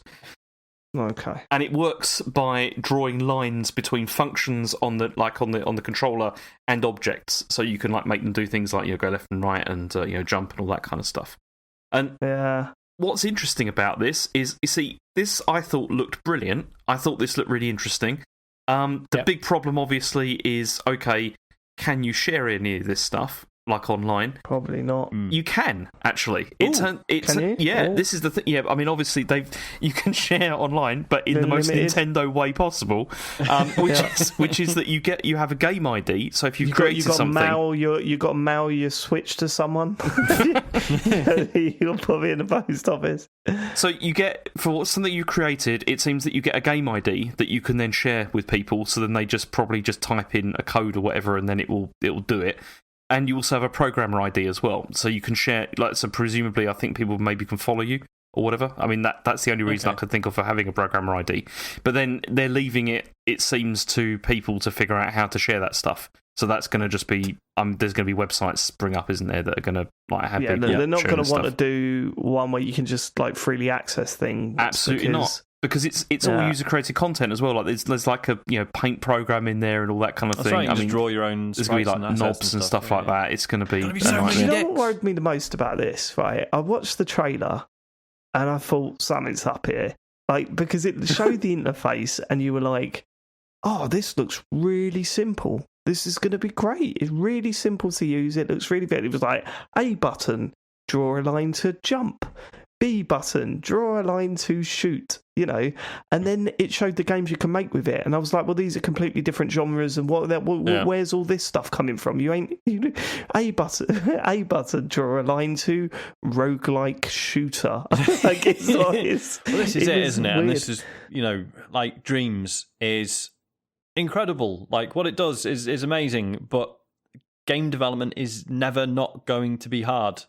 Like, it's just too complicated. It's either complicated or you're just massively restricted in terms of what you can create within it. Like, that's the only way you're ever going to make it easy. Is it's just going to be, well, what type of 2D platformer do you want to make? Do you know what I mean? Yeah.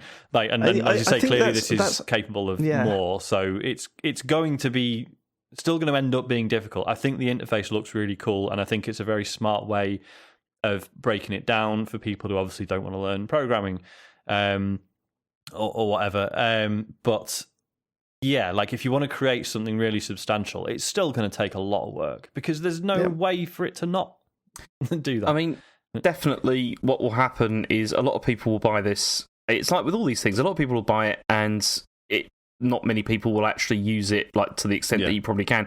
But we will see some really cool, interesting stuff that will come out of it as well. I don't think we will. You don't think so? I don't think we will. No. When was it? Right. Take Dreams, yeah? You think about how many people have worked on stuff in Dreams.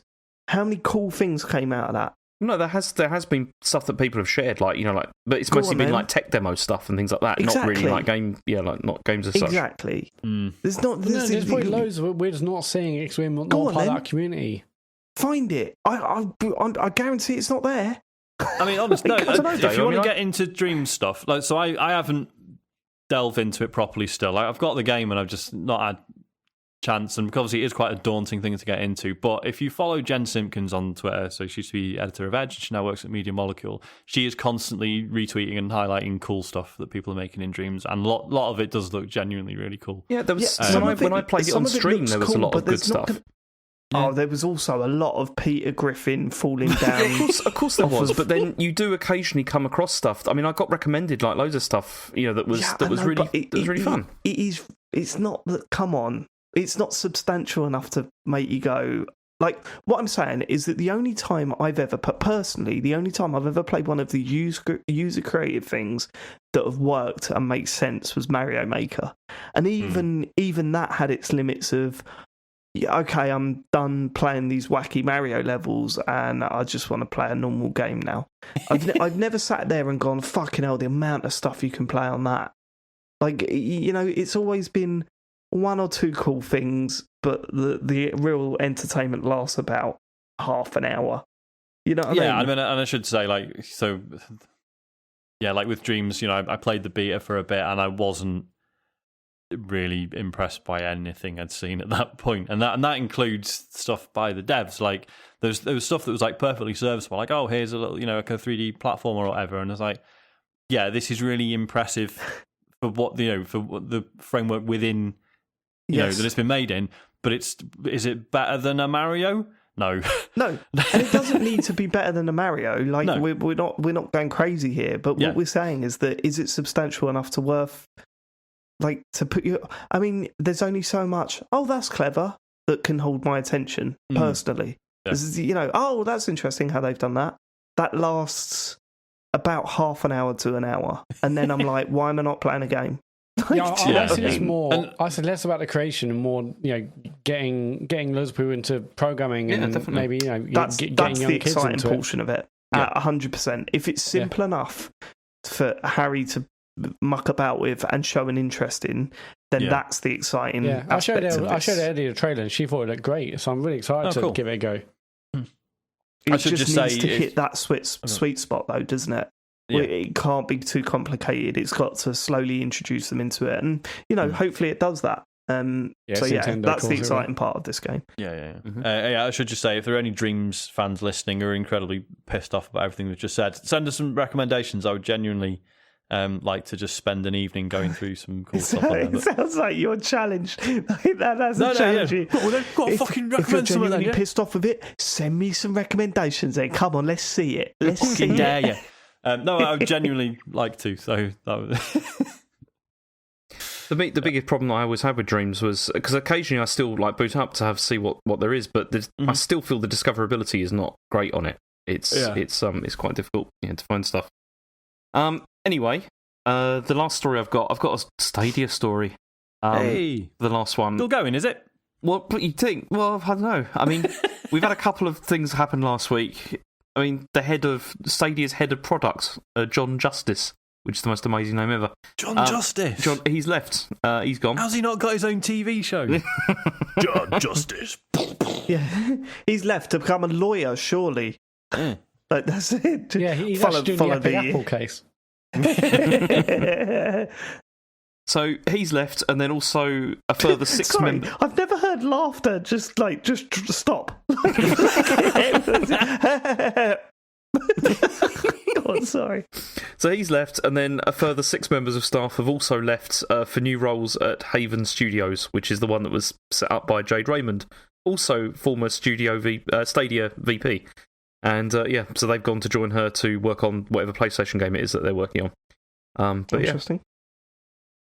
Yeah, right. Oh, Stadia. Very exciting. Yeah. You've got to be pretty pissed off if you really did buy into that system, isn't it? I don't think so, Dave, because every time I read anybody, if you ever say anything about it, they keep telling me that it works. It definitely works. Yeah, I've heard it works and a lot. It definitely works, and it's brilliant because it works. So, yeah. There you go. Okay, cool. Is that it? Yeah, that's all I got. Okay, an hour and a half into the show, what you've been playing. I will quickly give you an update on my time with Returnal. I'm 2 bosses down now. First boss, really difficult, managed to get through it, brilliant. Second area is wild, completely different to the first area, really exciting. Some of the beautiful visuals from the enemies and everything I loved about that area. And then I smashed the boss on the second try. Happy with myself. Yeah. So you found a lot easier than the first one. How many goes did the first one take you? Oh, I don't know. No, the first one. To be fair, actually, the first proper goes at that boss, it was probably about 5. Yeah, I was probably about the same 4 or 5. Yeah, it wasn't too bad. A lot of my time was spent just dying in the biome. But then that was the majority of that was trying to just work out what everything was, and testing stuff out and seeing what I could do. The only reason I really got through that one when I did beat them is because I had one of the astronaut dudes and I had another parasite that allowed me to come back if I had a shred of health. So thanks to them, I got through it. So I got through that one. Second one, way easier. The first time I got halfway down to the first time I faced it, got halfway down to the last phase. So I was like, okay, right, I know it's very beatable. And then I had a decent run up to the boss the second time. Got to the third biome, and it is fucking ridiculous. It is kicking my ass. And I'm wondering how much patience I've got for it. Because I said to myself, I'm not playing a Souls game again, but the feeling that I'm getting from this third area is hitting Analondo for the third time, where I'm just kind of I can't even see where I'm getting killed from, let alone, and it's 2 hits and I'm dead. So I might do another stream because I've found streams are the best way to get advice on that game. It's been great. So when I've got to the point where I'm really hitting the wall, I've done a stream. I did a lunchtime stream last week, and someone was like, do you not know how to get the loot boxes behind the big gates, the stone gates you come across? Matt? What, you didn't know that? No, I had no idea. Yeah. And there's a switch somewhere in the level that you have to shoot. And I was like, oh my god, that's what an idiot. How did I not? I've been missing out on tons of loot. And the other one was red projectiles. You can swipe them with your sword. And I was like, oh, I didn't know that. Of course you can. Of course you can. Why would they be red? And why is your sword a big red sword? Of course you can. The red doors, can you swipe through them as well? What red doors? Yeah, I've seen this. Certainly in the first biome, there's a section where you go and you can see a door, and there's basically red lasers coming from the top down to the bottom, and there's something behind it. And there's also those are kind of lasers you can like jump through to get some like the currency. And I saw that, I was like, I don't want to risk jumping through it or swiping in case I die. But red. Yeah, but basically a door looks like it's just loads of red lasers going from top to bottom. And I was like, can I get through you just there? dash through them? Oh, I never wanted to risk it because I didn't want to like screw up my run. Okay. But I'm pretty sure you just dash through them. Okay, cool. But yeah, there's also those orange sort of force field like doors that I can't get through at the moment, but I'm assuming that's coming. But yeah, I know that if I sat down with it for one night and played it for 2 to 3 hours straight, I'll push through and work out that third area, get a handle on things. Because, I felt kind of similar when it went into the second area. I was kind of like, this is kicking my ass. How am I going to get through this? You get through it and you feel invincible next time you go there. But the third area, it feels really tough. And I know that I need that 3 to 4 hour stint in it just to get a handle on things. But have I got the patience for it? I probably have. I want to see how it goes this week. But yeah, I swore to myself I wouldn't play a Souls game again. And it feels like I'm playing a Souls game and that's worrying. But yeah, I mean, that's a very personal thing. The game is utterly incredible, I think. I just hope I get to see the end of it, because I'd be gutted if I am enjoying a game this much and suddenly my interest drops. But yeah, I stopped playing that because I was playing Resident Evil this week. But I loved what I played, and then when I killed after I felt like struggling for a while to kill that first boss, I did it, and I was like, okay, second biome now. I don't know if I've really got the energy to play through more of it, and then I did. And I had a really good night on it, so I'll probably. I'm excited to go back to it. Have you met the second boss yet? No, I haven't gone back to it since. The second boss is an incredible visual thing. Yeah, just nuts at times, like everything that's going on in that area. But yeah, you'll be fine. It actually in that second area, at one point it does put its hand on your shoulder and just go, okay, we'll make it a little bit easier for you now. Just a little something to sort of just go, all right, we'll sort you out a little bit here. Yeah. And that was a massive surprise. How many times have you been into the house? 3. Okay, cool. Yeah, I've only been twice. You get the key, and then you can go in every time you beat a boss, basically. Oh, is that how it works? Yes. Oh yeah, because I've been to that house. I've been to the house, not in, but a couple of times I was like, I've got a key. Why can't I go in? Oh, so it's you only get the key. Bosses. You use the key to open it initially, and then you can only go in there once. Then it locks, and then it opens up again once you beat a boss. Oh, but the problem I had is that somewhere in the house there's a little cube, and that gives you an artifact when you get out of the house. But I missed one on my third visit to the house, so I was pretty pissed off with that, because it feels like I've missed out on something that I might need, because you can't go back in afterwards. No, because I got the astronaut when I left the house first time. Did I get that because I picked up a cube? Is that what you're saying? I think so. Okay, right. Okay, so I need to be a boss to get back in there, because I've been in house twice now. So yes, yeah, because you haven't beaten the second boss yet. Okay, right. Yeah. So you got the key. You went in. You beat the first boss. You went in. You need to beat the second boss to go in again. I wish this was cheaper. I do wish it was cheaper, because I would say, Sean, James, you need to play this. I mean, the console needs to be cheaper as well. Oh yeah, good point. Right, maybe it'll come to the Epic Games Store. It's possible. Yeah. You never know. But that's Returnal. I want to hear about Resident Evil, Matt. And James, you've been playing this now. James I thought you hadn't started it.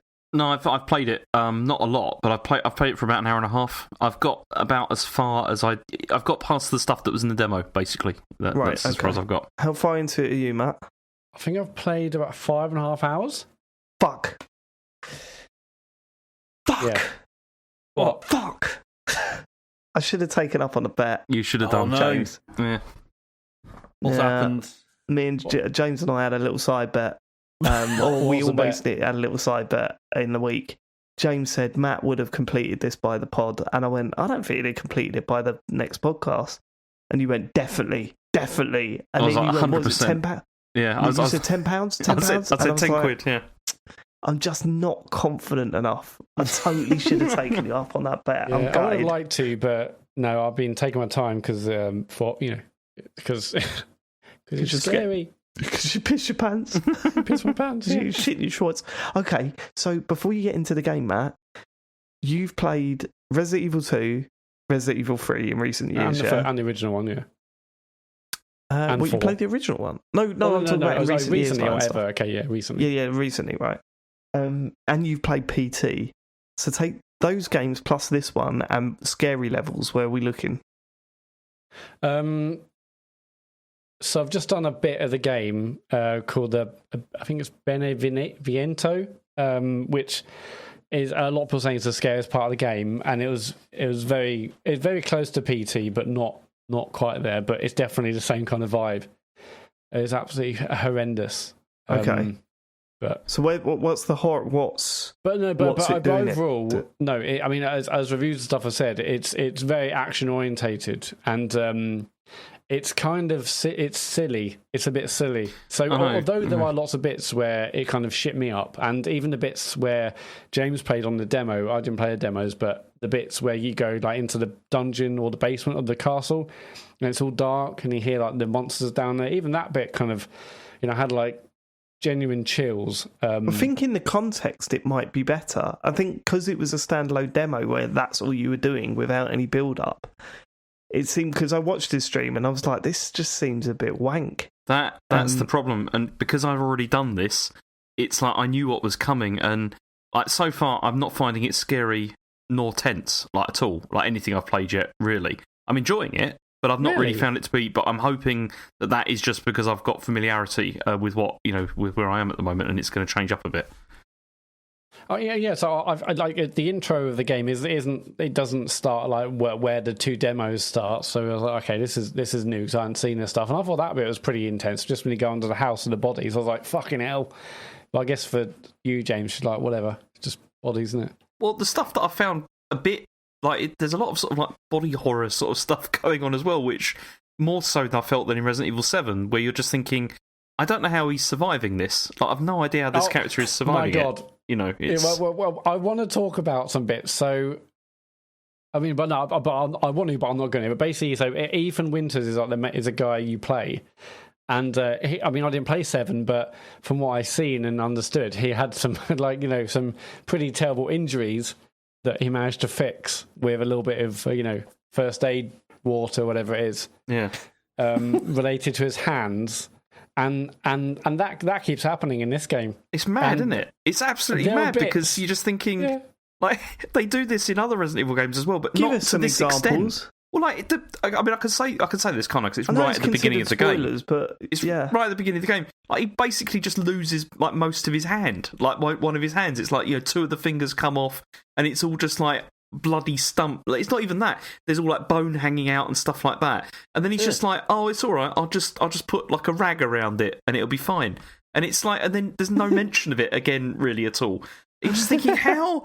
That's insane. Like, but there's another bit that it's a jump scare, which I didn't like, but it made me laugh out loud because of how stupid it is. I don't know if you've got to a bit, James, where it might be in the dungeon, and then you like put your hand on like a switch. Mm-hmm. Does that ring a bell? No, I didn't do that. Okay, cool. Well, I'll say that. I won't say any more. But I was like, laugh out loud. I was like, this is so ridiculous, and it's those kind of silliness that is definitely. It means I can get through it. I mean, I saw Resi 7. I was like, that looks good, but literally no chance in hell. It was just way too much for me.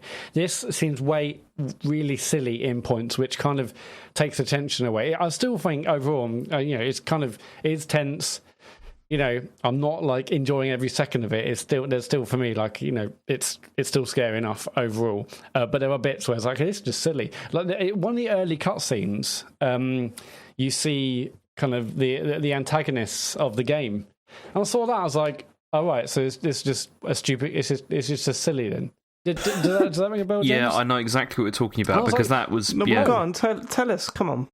Well, I want to hear you. So basically, there's a bit where you see the 4 or 5 kind of bad guys from the game, essentially, and the game. is that you're going around like killing them to solve the story, I guess. But you see to stop a story. No. You're killing all these main lords or whatever they're called to get through the story. I won't say any more on that, but okay. But that's the aim of the game. But they all look like just like cartoon characters, basically, and in a way that you didn't get that from 7. Like from 7, although obviously it is ridiculous as well, like particularly towards like the end of the game, it still felt, especially at the beginning, like this was rooted in something like real, really. Whereas you don't get that feeling at all from this. It just feels like I've seen the shop guy. Mm-hmm. Yeah, the shop guy's great. That's really mild. I mean, that's nothing like compared with like the stuff that comes up later. I mean, it's. So what was the silly thing? Come on, Matt, with the what were you saying? Well, no, so there's just a cutscene where you're captured. This is very, very, very early on. You're captured by one of the bad guys, and then you're basically in this room with what I assume is like the main bad person, Mother. Not Mother Teresa. It's not Mother Teresa. It's Mother something. One of the villains? No, okay. But then that would be controversial. And I was like, okay, well, this is quite scary. And you look around, and it's like it's a tall vampire woman. I was like, okay, well, obviously I've seen her. It's like a guy with a massive hammer. It's a little doll. It's like a giant worm thing. I was like, oh right, okay, so this is not. Well, the way this is not tense and scary. Exactly, because the way it's played is... Do you know what it reminds... Okay, this is completely off, but this is what it reminds me of. You know, David, when you played Final Fantasy VII, and you were like, I'm kind of getting into this, and then there was suddenly that character that then put you off. Yeah. It's a bit like that, I feel. It's that kind of thing. Because the way you're describing it reminds me... It makes me feel of the scene in Spider-Man where all of the villains... that's spoiler, I guess. Yeah, you probably shouldn't do that. No, that was in the E3 trailer for it. Okay, cool. Right. That's my get out clause. Yeah. So where all of the villains turn up and they're all talking to each other and they're all supposed to be big personalities, but they're all just standing chatting to each other. That's what that feels like. It's kind of like it completely devalues the. It feels like characters that should be a focus, but they're all in a meeting. It was literally that. Yes, I just remembered. Yes, Mother Miranda is like the main main bad person. It seems like that's the way it's working towards. And then you go like, hey, Mother Miranda, we brought Ethan Winters here for you. And it's like, yeah, your doll, your worm thing, your massive tall vampire woman. It was like a meeting, and I was like, okay, a bit silly, but but bits like that instantly kind of cut the tension. But I'm still finding it a little bit frightening, walking around the village and stuff. But the general kind of format of the game is that you're in this village, and that works like a hub world where you can explore different parts of the village, different buildings, and then as you do more those unlock, or more you get access to more areas of the village, and that's where you can essentially collect new weapons and encounter more enemies around the village. But that's basically just a hub world. You go into Castle Dimitrescu, which is like the area with the main really tall vampire woman. And then you set off basically to go to other 4 areas which go off the hub world. So that's like the general kind of that's the general premise.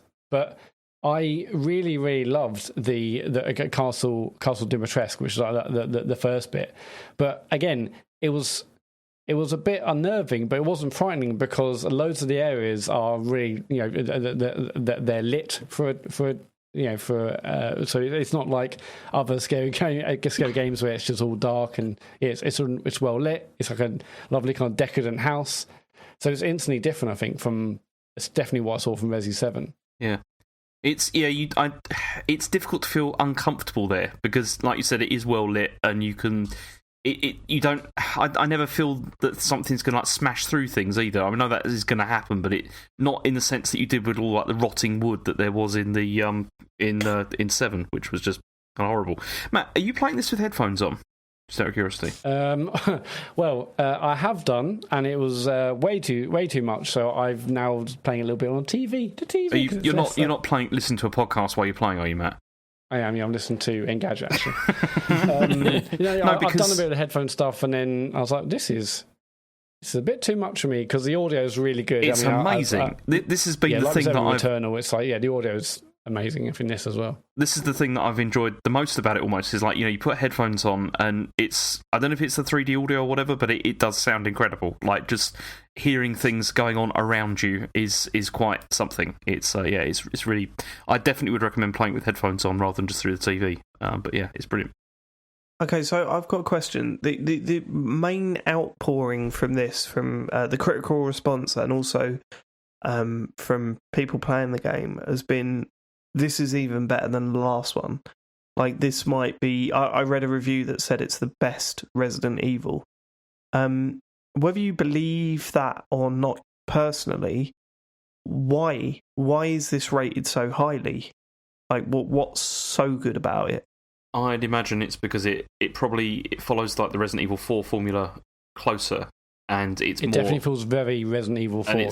It's more action based, which I think a lot of people really like. That it seems, I mean, as I said before, I'm not one of those people, but I can still appreciate what they're trying to do with it, because the combat and the inventory management, all that kind of thing, is really solid and really interesting. It's I can see why people would enjoy that. What, when you say it's like Resident Evil 4, do you mean like the scarcity of ammo, you plant your feet and shoot and all that stuff? Not so much that, but it's also like, upgrading all the weapons, like trying to make decisions as to what, sort of weapon sets you're going to go for, and what's more effective compared to what you're coming up against, and that kind of stuff, I guess. But it's also very very action orientated. I mean, at times, for most of the time, it feels more just like a suspenseful, scary FPS than a Resident Evil game. Yeah, it's got all the same things a Resident Evil game does. As James mentioned, you'll be collecting parts of a broken something, and you put them together, and you collect one bit of something, you take it over there. Inventory management. It's got all the standard, and like certain keys for certain doors, standard Resident Evil stuff.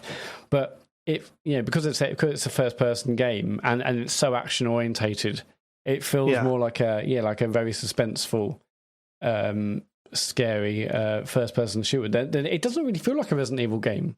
But then I've only recently played, Resident Evil 2 and 3 remakes. And I didn't play 7, so maybe I've forgotten what a Resident Evil game feels like. But it doesn't really feel like a Resident Evil game, even though it's got all the same kind of DNA of a Resident Evil game. All the things I just mentioned, it doesn't really have that same. It's a series that's been in flux for a while now, hasn't it? Like, 4 was like a massive change for the formula. 5 sort of tried to replicate it and wasn't nearly as good. And then 6 dreadful. And then 7 was a huge change, going to first person, and by all accounts being way scarier than it had been for a while. And clearly they, quite rightly, I guess, they feel that that's the revision that's stock, and they've sort of continued with it. But as you say, but perhaps with a bit more Resi 4 thrown in. It's again, like, what is Resident Evil at this point? I guess it's still a changing thing. Are they still even keeping up the Umbrella Corp stuff? Is that they dropped that? There's definite mentions, or there is definitely. But is it just mentions now? Because wasn't the Umbrella Corp like they're the ones that released the virus that started the zombie thing in like the first game or whatever?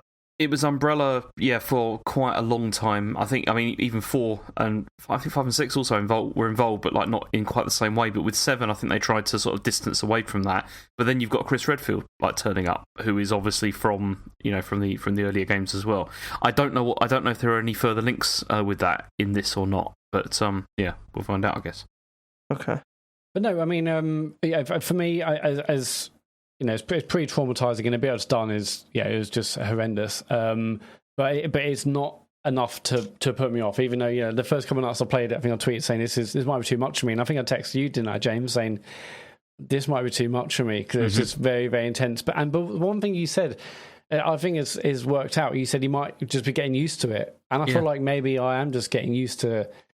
And also I've upgraded more weapons. I feel more powerful. I feel good because I've got a shotgun and a handgun, and again, I didn't play 7, but what a lot of people say about 7 is that you're in a house, in like tight corridors, not a lot of place for manoeuvre.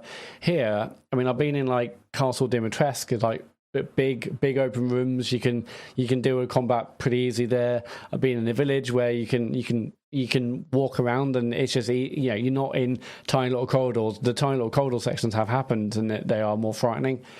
But yeah, I just feel more powerful as I go around the place. But yeah, I mean graphically, I think it looks absolutely stunning. Yeah, Castle Dimitrescu, as we mentioned, it looks unbelievable. And yeah, sound, as we mentioned, also really, really, really atmospheric. But I'm really enjoying it, and I'm going to get through it. I mean, this last bit, I just stopped like a night or so ago, just before this, and everyone's like, "Yeah, good luck for this next bit. You're never going to get through it."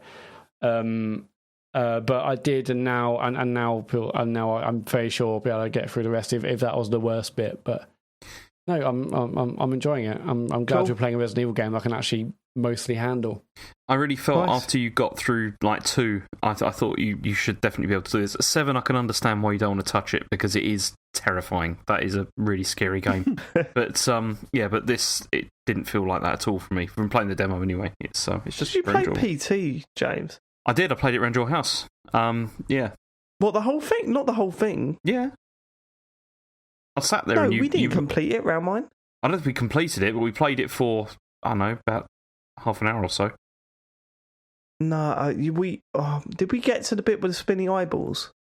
No, like, did we get past all the major scary shit? No, I don't think we did the whole thing. No. Okay. I'd be interested if you. Yeah, weird. Okay, all right. I just want to know where 7 sits against PT. I don't think it's as scary as that. I don't think it's that scary, but it is. Yeah, horrific and play. I mean, that was the game that I started playing in VR and had to stop because I was just like, That's right. I can't do this. It's too much. VR, man. And there's no VR option in this, I assume. No, there's not. No. I wouldn't be surprised about something that maybe they announce when it comes to PSVR 2. Mm-hmm. Like, hey, it's a VR patch for 8, but who knows? I mean, in that bit I just did, I had to do a bit with my eyes closed because it was so bad. Well, you played Phoenix Wright with your ears closed, so that's maybe but I can't wait for you to get to that bit, James, and I'll also talk to you about other bits later on. Just rolling on away from my little gag there. Yeah, just keep on through it. That's fine. Yeah, it's good. Cool. All right. So that's Resident Evil Village. I look forward to hearing how you are when you completed it. I lost £10 tonight. I don't know how far I am, because I've heard some people say, they did it after 8 hours. Other people say 12. I mean, I feel like I'm taking things very slowly. Honestly, Matt, I don't know where James has come from with this. Like, he was really adamant about it, and I thought, A, why? Like, why is this in your brain? And B, because Matt, I know Matt, you do like to like smash through stuff, like, don't you? Yeah, I mean, I definitely would have if I had nothing else to do on the weekend, I would have loved nothing more just to smash through it, to say, hey, here's the first podcast since it's been out, and we can talk about the whole game. I would have loved that, but it's always harder for games that you can't play in front of kids as well. Do you know what I mean? Like, the games that come out, like if a Mario game come out this week or whatever, it'd be like, I've put 80 hours into it this week. But like, games like Returnal and obviously Resident Evil, it's kind of like, I can't have Harry sitting there while it's like this big monster's jumping at my face. I've had to turn the volume down if I'm playing like with the TV on, with the TV sound on, because there's some horrendous sounds. But there's also in like Castle Dimitrescu, I could have finished it a couple of hours maybe before, but I didn't want to leave it unless I made sure every single room was cleared out with like loot and goodies and stuff, because you go into a room and on the map it's red. If it's red on the map, then there's still something in there you can get, and if it's blue, it means it's been fully cleared out. So I was like, well, I'm not leaving this entire building until I know I've gone through every room and I've got everything, which meant having to go back down to like scary dungeons and other places I did not want to be in. But I'll definitely be taking my time with it.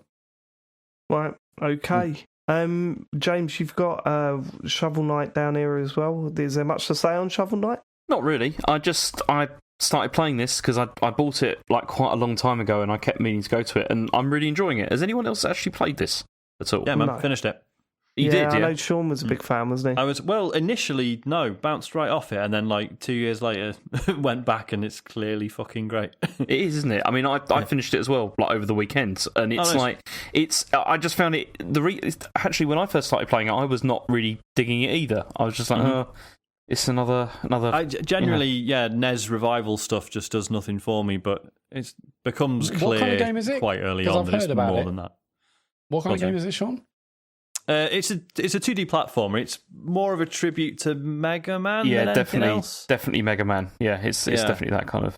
But then there are there are like little towns you can go around and talk to people and buy upgrades and stuff. And but yeah, it's very good. Actually, and there's a Mario Brothers 3 style map as well. Isn't there? You sort of move around and what have you. So it is a love letter to like a lot of NES stuff, which, as I say, I generally don't have much time for, but it's just very fucking clever and good fun. Yeah, because I've never played a Mega Man, so what is it, James, that it makes it like a Mega Man game?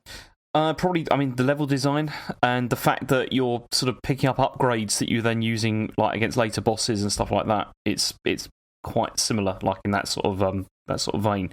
And I mean, the reason I really enjoyed it was because I felt it had just the right level of challenge as well, whereby I was not getting really, really hacked off with it. And I enjoyed the boss battles. They were great because there was this sort of very gradual sort of difficulty curve. And after playing like Bloodstained Curse of the Moon 2, this was so good. Like by comparison, of course, in the sense of like the controls work really well. I'm not getting really angry with it, although Chen will tell you otherwise. And again, trying to explain to her, I'm enjoying myself. I'm just getting frustrated, but in a good way, like about it.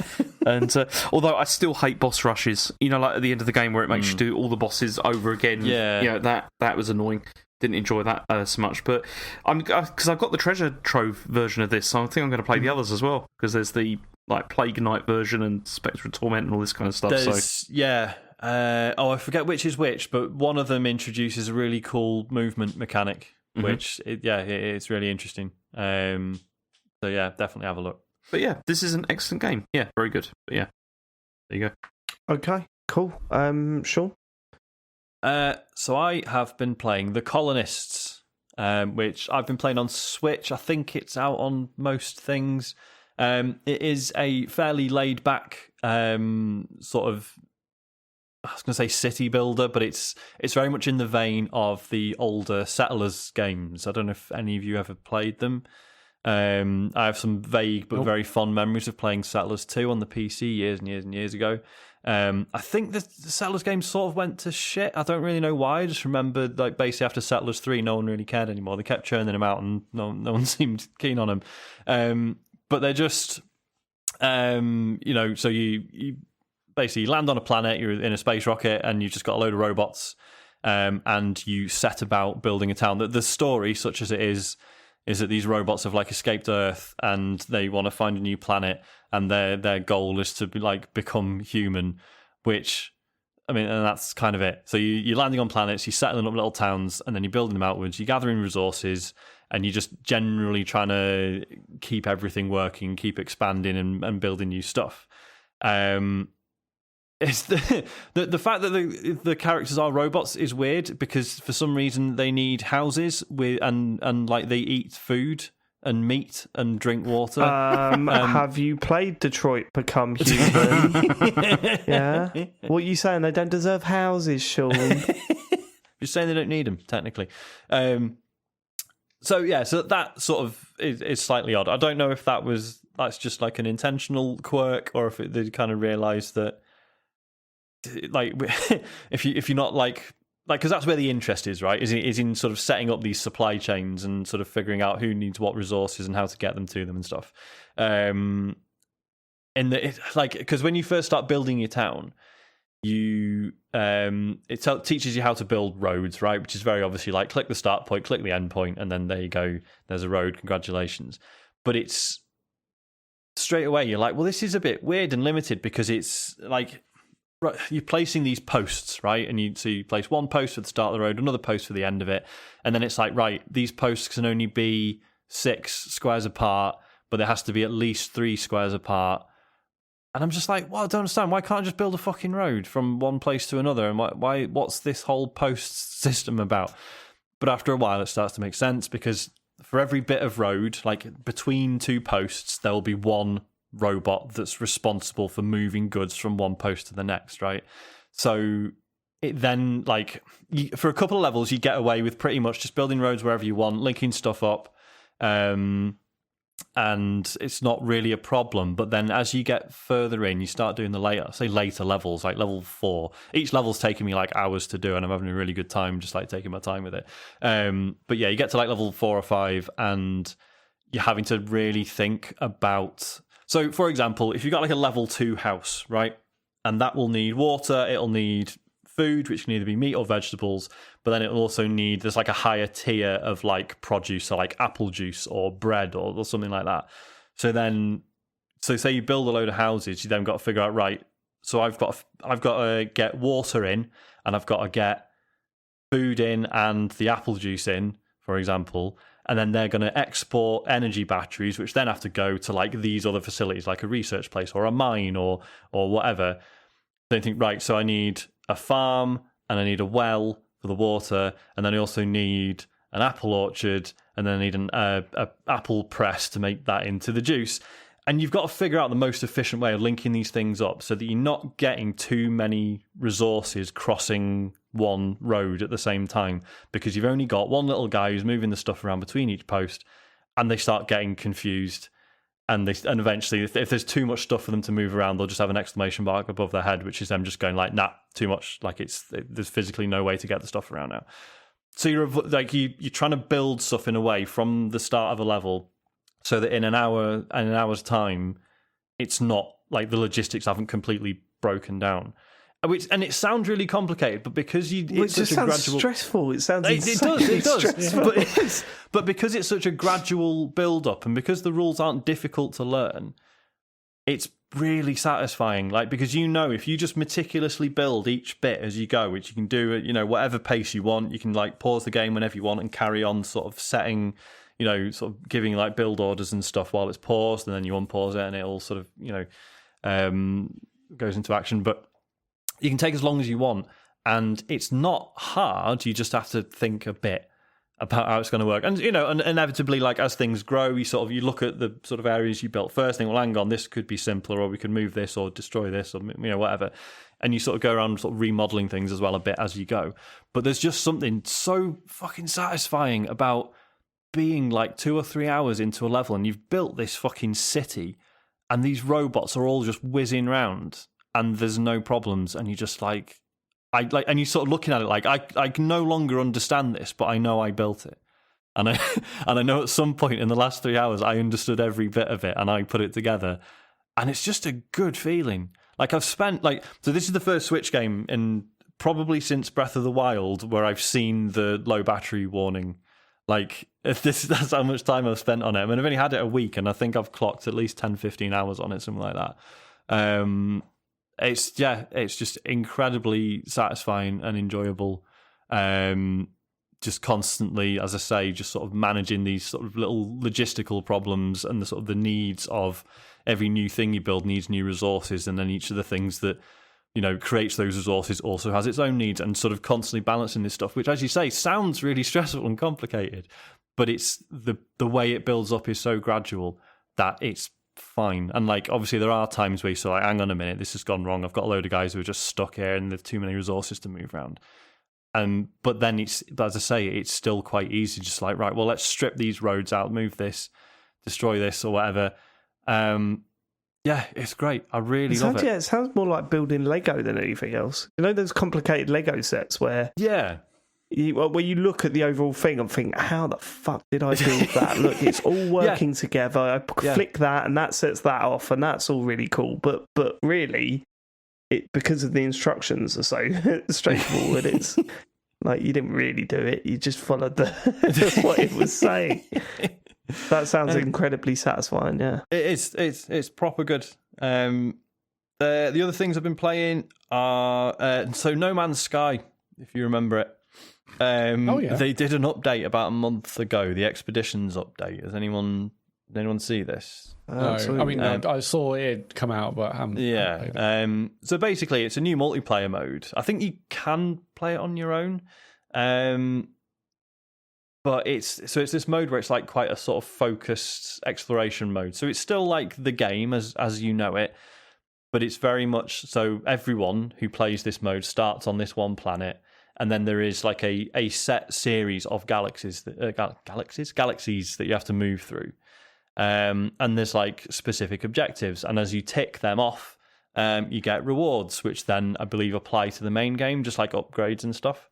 So you start on this planet, and it's the usual, like, your ship's fucked, get materials, start building stuff to repair it, and then, so the next milestone is get the ship into space, and the next one is, warp to the next galaxy or whatever, galaxy solar system. And it's fine, but like I say, they've sort of, the trailer sort of pitches it as like, here is a cool mode that you can play with a few friends. And we've tried that, and basically, I don't know, there's just there's not actually that much cool stuff you can do, like in terms of interacting with other players. There's just not an awful lot to it. It was basically just two of us just going around collecting resources to, because we had the same objectives at any point, like building the same components to repair our ships or make fuel or whatever. Can you do this anyway? You what, sorry? Or not? Can you do that anyway? You could, but like I say, that the whole point of this is, I think, is that it's a sort of relatively sort of, I think it's designed for sort of, shorter play sessions, and it's just a bit more focused. Whereas the main game, I think you could join the same game and then like, could you invite people straight to your planet, or would they have to make their own? No, I think you can invite friends straight in. Fuck knows. The fucking what you can and cannot do in that game has changed so much in the past 4 years or whatever it is. Yeah. But it's sort of cool because you're in a session with everyone else who's playing the expedition mode. So you might be with one of your friends or whatever, but then there's like other people's bases are dotted around and stuff, and there's actually it's actually quite densely populated. So I guess that's the other draw of it, is it's a mode where like a lot of players are all sort of condensed into one bit of the galaxy. But then it's like you can tell the game isn't actually quite built for that, because when you're pointing at a planet or a space station or whatever, there's all icons around it, but it's like, oh, this is so-and-so's base, oh, this is Boner Lord 69's base or whatever, and you're like, no, fuck off, get off my HUD, I don't care where all these people's bases are, I just want to go to the space station or whatever. So stuff like that's a bit irritating. But yeah, but as I say, like playing it with a friend, it was just basically just wandering around like mining and stuff, and then occasionally one of us would have a material the other one needed, and you go, oh, there you go, you have that. Okay, cheers. Other than that, we may as well have been playing on our own, but with a chat party on the go. It was weird. What you're saying, Sean, is that something to do with No Man's Sky had a bit of promise. Your imaginations ran wild with what was on offer, and then wildly disappointed. It's just not quite lived up to expectations. Do you know, it's funny, it's whenever I hear about No Man's Sky now, I think, like, why are they doing this? I mean, no, I know that's a really bad thing to say and everything, but like, they can't, where's the money coming from? Like, that's the first thing. The second thing, it's like, it reminds me of, when you have a mate who really fucks up, like they really fuck up, but then they apologise the next day, and you're like, I'm still pretty pissed off, but okay, maybe we can move forward from this. And then they apologise again a little bit later down the line for it, and you go, yeah, no, all right, fair enough, mate, fair enough, okay, you've made up for it, it's all right. And then they apologise again, you're like, okay, mate, don't worry about it, it's fine, we said it's over, it's water under the bridge, don't worry about it. And then they apologise again for the next 4 years, and you're just like, mate, just give up, just stop now, because come on. No, like I should say, like I do really like No Man's Sky now. Like the game that we eventually got. Said that for years, right? Yeah. About 2 years after it come out, or a year and a half after it come out. Yeah. It felt like it really made up on all those promises, right? Yeah, absolutely. I think this is the first thing they've added where I've been like, actually, not really that fussed. Like there's other issues. I mean, so the interface has never been good, and it's still not. And the fact that it's like, you start this mode, and like I've played No Man's Sky before, so I remembered quite a bit of what to do, but you start this mode and it's very much like, oh, you need all these resources, And it's like, if you want to know how to make them, you have to go to this other menu where it shows you every like resource and item type in the game, and they're sort of loosely gathered into some different categories, but it's not entirely clear which category the thing you're looking for is going to be in. And then even when you find the right category, nothing's alphabetically listed.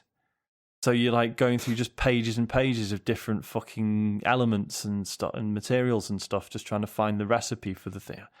Just shit like that. It's like, come on. It's weird, isn't it? For a game like that, you'd think if you've got that many elements and stuff, wouldn't it be cool if you could do like wild things for it? But when I played it, I played it a long time ago, it felt like it had all these elements in it, but it was just one thing on a checklist of things that I needed to get something. Exactly. And it was like, well, what's the point? Yeah. Just make them...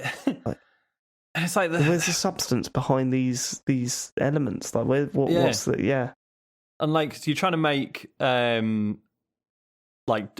hyperdrive fuel, right? And it's like, right, you want to make hyperdrive fuel, you need some antimatter and you need some antimatter housing. And you're like, right, okay, so how do I make those? And you're like, right, for the antimatter housing, you need, I can't remember, it's like some mineral, and then you need some carbon nanotubes. And then I'm like, what the fuck is a carbon nanotube? I'm not even... What? So then you go, right. You had to then make a carbon nanotube. Exactly. So you go into the menu and then you're like, right, where's fucking carbon? Right, there it is. What do I need? Oh, it's just carbon. So it's like, and I've got shitloads of carbon. So if I'm trying to make the thing that needs carbon nanotubes, just go, yes, you've also got the stuff you need for carbon nanotubes. Do you want to just build the whole fucking lot? It's just... Oh. So much that game was pausing it. Like, what colour's that? What colour do I need? Oh, but most of the game of PT was pausing it as well, Matthew. You know what I mean? It's very scary. You can't blame the game for that. I really wish they'd streamline that stuff. Like, I understand, obviously, they're trying to gamify just getting around and sort of make you sort of, dig into each planet and find resources and work with them and stuff. But I don't know. I just that stuff has never been satisfying, and it's still not. And I wish they would just. Oh, and the fact that they nicked the Destiny sort of interface where you move in a circle around and then you sort of. But like with Destiny, most stuff is just like a single tap to select it or do the thing. But then sometimes there's things you have to do the long press on, which is. Menu items or commands or whatever that would normally be like a "Are you sure?" prompt. Yeah. Whereas in No Man's Sky, it's just like most things. You just go and click on a button on a menu, and it's like, why isn't it doing anything? Oh, I've got to hold the button. Why? The game that I played, Returnal does that. Oh, really? For items that you pick up, and that's the only time where it totally makes sense. Because usually you're just hoovering up items, but then you'll come across one where it's like, yeah, but this will fuck you up, you sure? And you're like, that's fine. Like, if there's a reason you might not want to, then fine. Yeah. But yeah. Yeah, Dave, you should change that in settings. You can change it so it's just it's a tap for things that aren't going to affect you negatively, but you can change it so if it's a malignant chest or something that might fuck you up, you have to hold down the button for that. That's on by default. We can change. You can change it so not every item you have to hold down the button. It's not every item. Well, I think it was originally by default, but now it's just press once. Yeah, I've never had a problem with that. It's been, I just tap the button near the blue stuff and the green stuff or whatever, and then the purple stuff. I'm like, no, thank you. But yeah, no. Is that it for No Man's Sky? Yeah, I think so. I mean, obviously, I feel bad. That's a franchise over because I've got no appetite for people just kicking the shit out of that game, and yet listen to everything I've just said. I know what you're saying. Yeah. And before you move on, I would just like to announce that this is the portion of the show where Sean has played a game for a bit to justify saying, I really like it for the next couple of years before he drops it. Go on. What game have you been playing, Sean? I've been playing Yakuza 0, Dave. Oh, did you really enjoy it? Oh, my God. Did you really enjoy it? Yeah, you did, Jack. I'm about 15 hours in. It's fucking great. Is it? Yeah, I'm having a really nice time with it. Cool.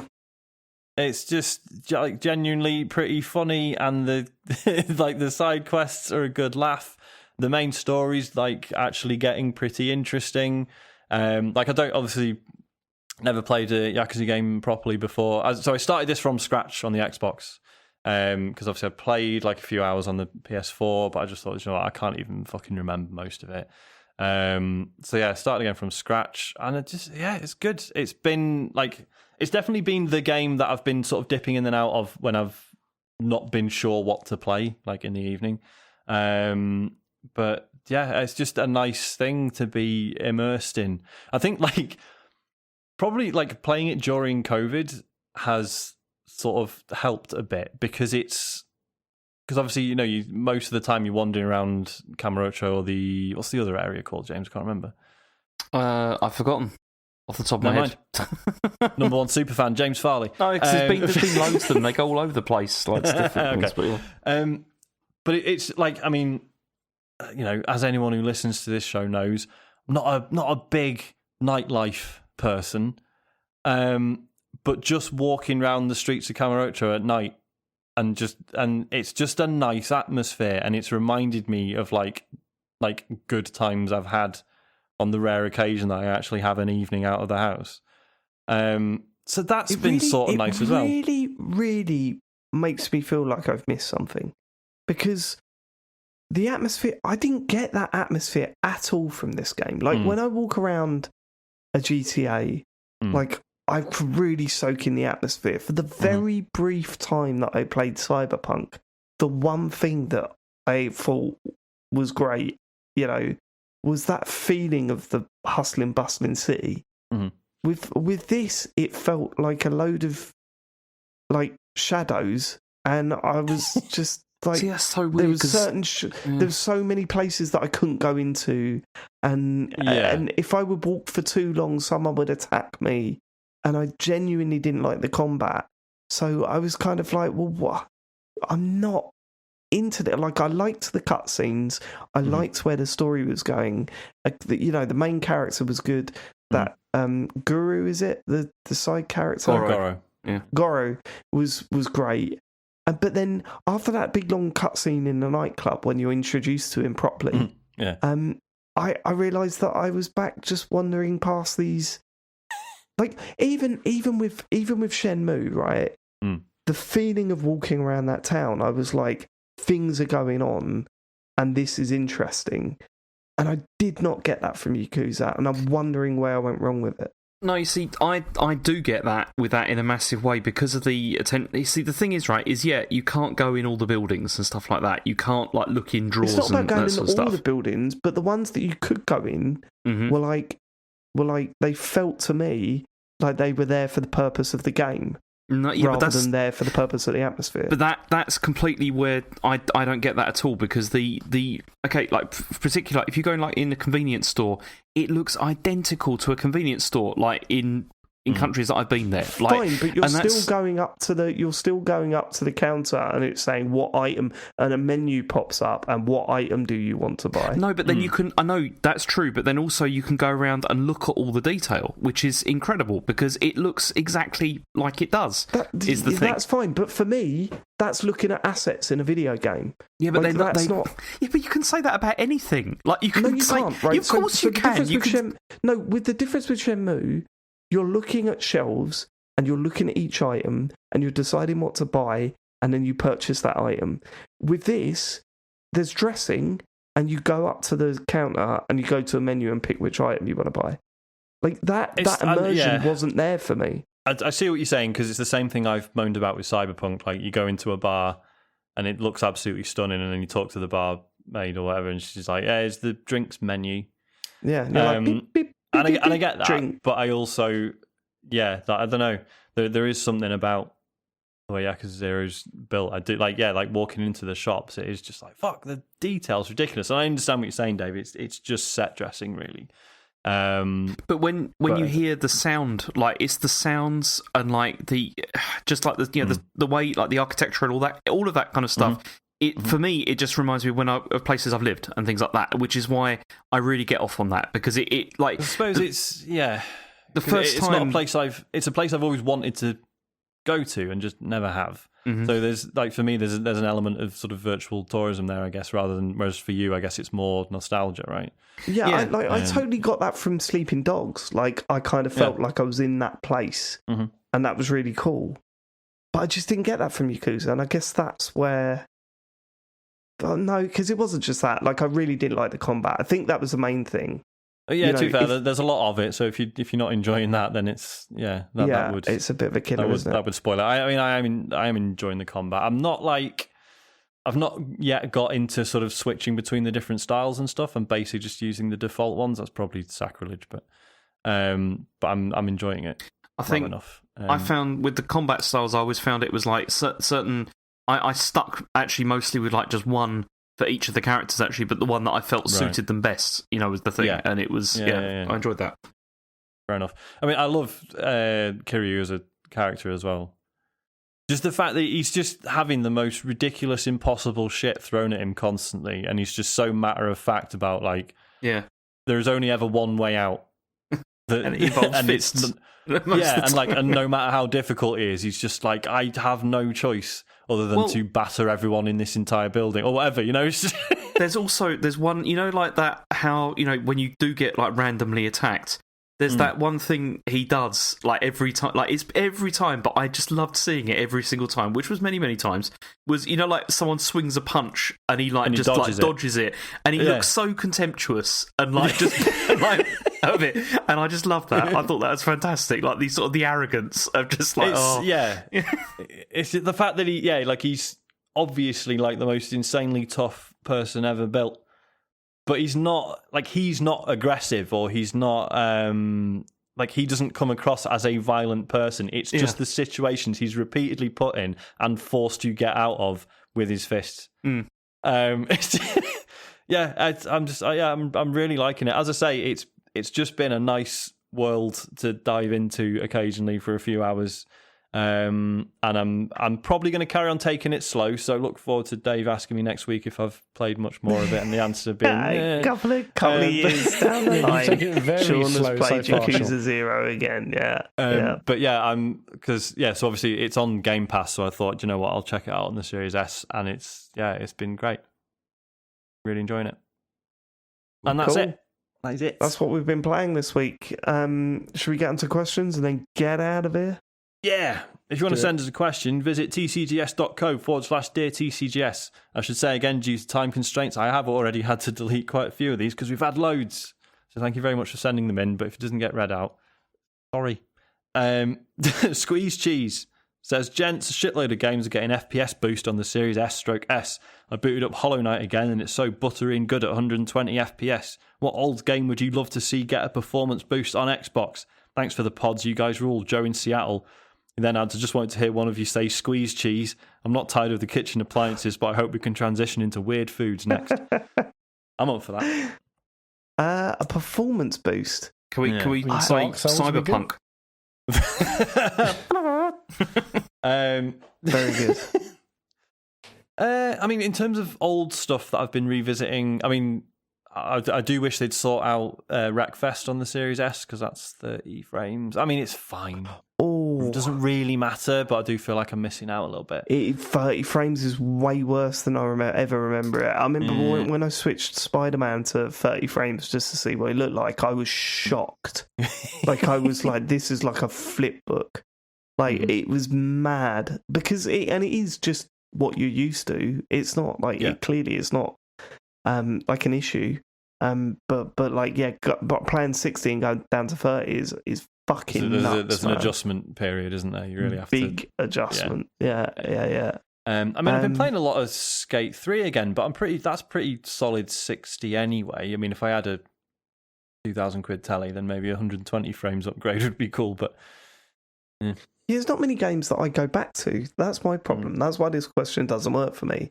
I can't think of a game that I play regularly that I'm like, this needs to be upgraded to 60.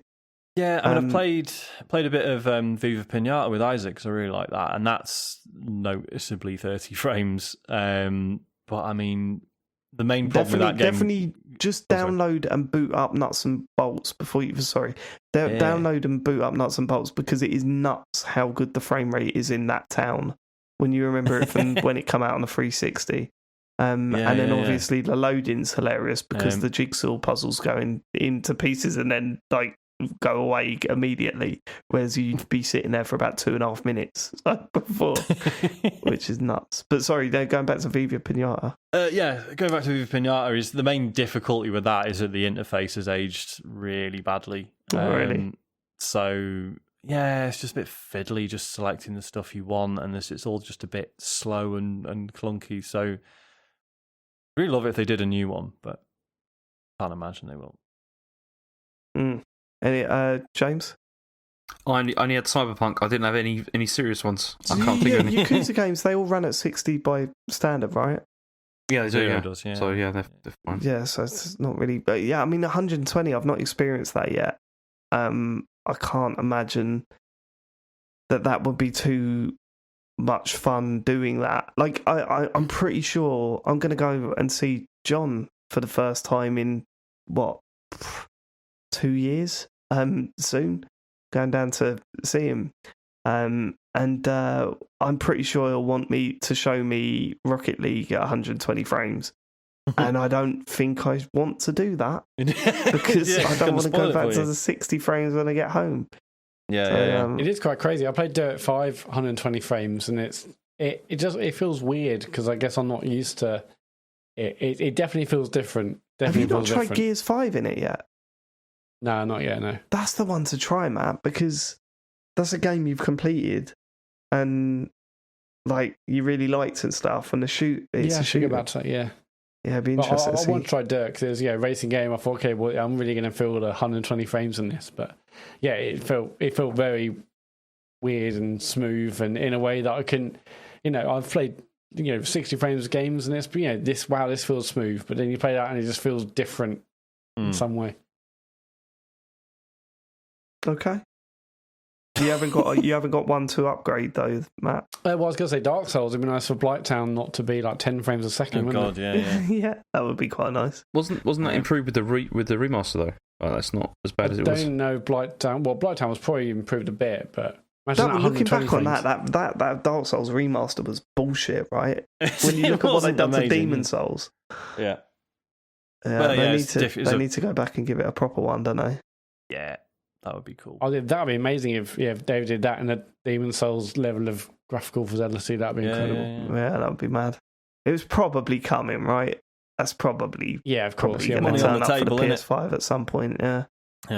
Speaking of, I've also played a bit of GTA 5 again recently because that's back on Game Pass, and I'm assuming that if I ever go back to GTA Online, which I should because I've got loads of heists undone, still. That's going to be on the Xbox. So I've had a few GTA Online sessions just getting back on my feet and like sorting out everything, getting my character the way I want it and stuff.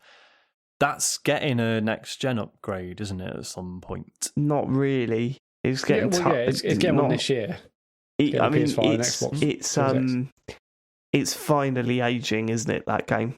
Yeah. Because I did the same thing. When I got my Series X, I downloaded that and played it for a bit, and I was like, this is finally aging. Okay, I mean, don't get me wrong, it's done incredibly well for a long time. That was still fun to play on the Xbox One X, and that was a 360 game. So I know it got a bit of a facelift when PS4 and Xbox One come out. It's unbelievable to think that was an Xbox 360 game. It is absolutely ludicrous. 8 years that game's been out. Yeah. But yeah, so the next gen version of that's come out this year, isn't it? Is that definitely this year? Yeah, but what's the next gen version? That's what I'm saying. It's like, it's all right. I gather it's basically getting all the Red Dead 2 tech added to it. No way, not that much of an upgrade. I mean, the amount of fucking money it makes. I know, that's the thing, isn't it? Because I'd rather than him bother. No, that is a fucking nuts thing to do, because they're going to have to basically rebuild it, aren't they? Yeah, probably. I think it's more of a just smarten up, make it increase the frame rate, increase the what is it, the resolution or whatever. Yeah. I can't see it being like a proper rebuild. There's got to be a GTA 6 coming. Like, you'd hope so, but this is what's annoying, isn't it? Because if they're doing this, that's going to put that back further, and then it's just you don't know that they can have another team working on the next. So, it's not a remake, it's not a remaster. It's just like a version that takes more. It uses the new next gen hardware a bit better. Mm. I don't know. It's probably the Ultra version, the PC see. on Ultra settings. It's probably that. I don't know, but I'm interested to see what it looks like. It's interesting also, Sean, that you said you started playing that because the other day I was thinking I might just start GTA 5 campaign again. I don't know. I've played for a big chunk of it. Not too long ago, I started playing through it again, and it's still brilliant fun. I played it. It got a bit a little bit annoying towards the end, but I might see what's like. But I guess it makes sense if I should just wait for the next gen version and do it then if I'm going to do it at all. Yeah, true. Yeah, but then will the next gen stuff even affect the campaign? Because surely it's all about online now, isn't it? Yeah, no, it definitely will.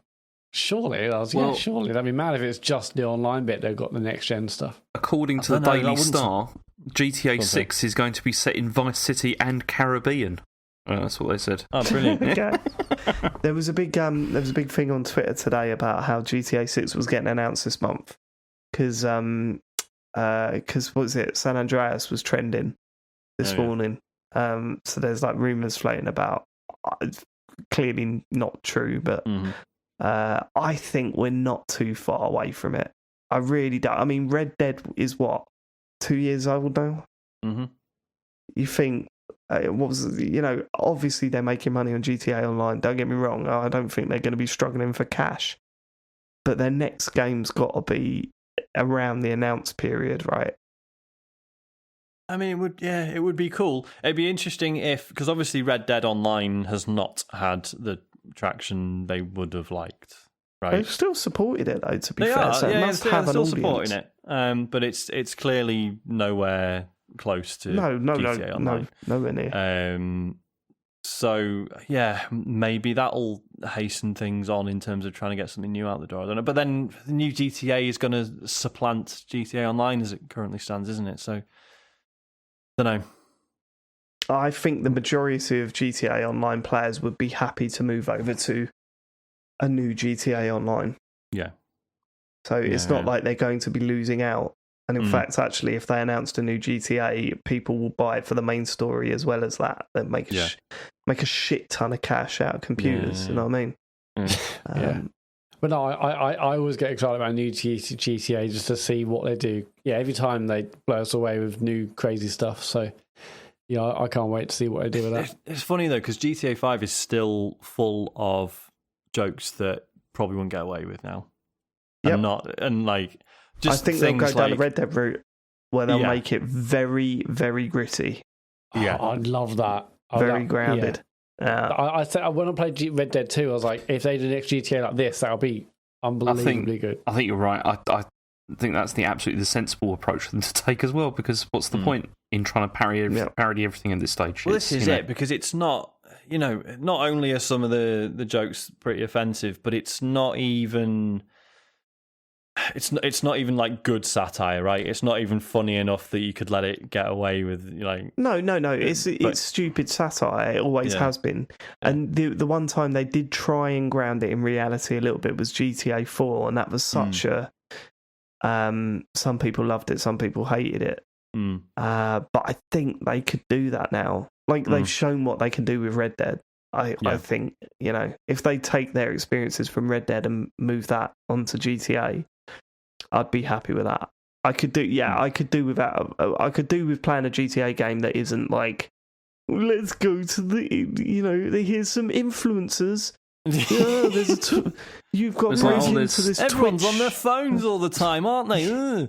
Some politician who looks a bit like Donald Trump. What you got to do is break into a Twitch streamer's house and get in the fucking thing. Like, Whereas if it's closer to Red Dead, like a HBO drama level of grit or Heat, the game, that'd be brilliant. They could do that. Because they can do that, but with a natural amount of humour in it as well. Yeah, with a decent amount of humour in it. Yeah, for sure. I mean, Red Dead had some humour in it, a lot of humour in it. I mean, the fucking taking Lenny to the pub, one of the funniest things I've seen in the game. So, opening the doors, seeing Lenny's face on everyone. It's just so good. That's our answer to the question, which games would we like to see get an FPS boost? Oh, yeah. Next question comes from Big Jimmy in Mississippi.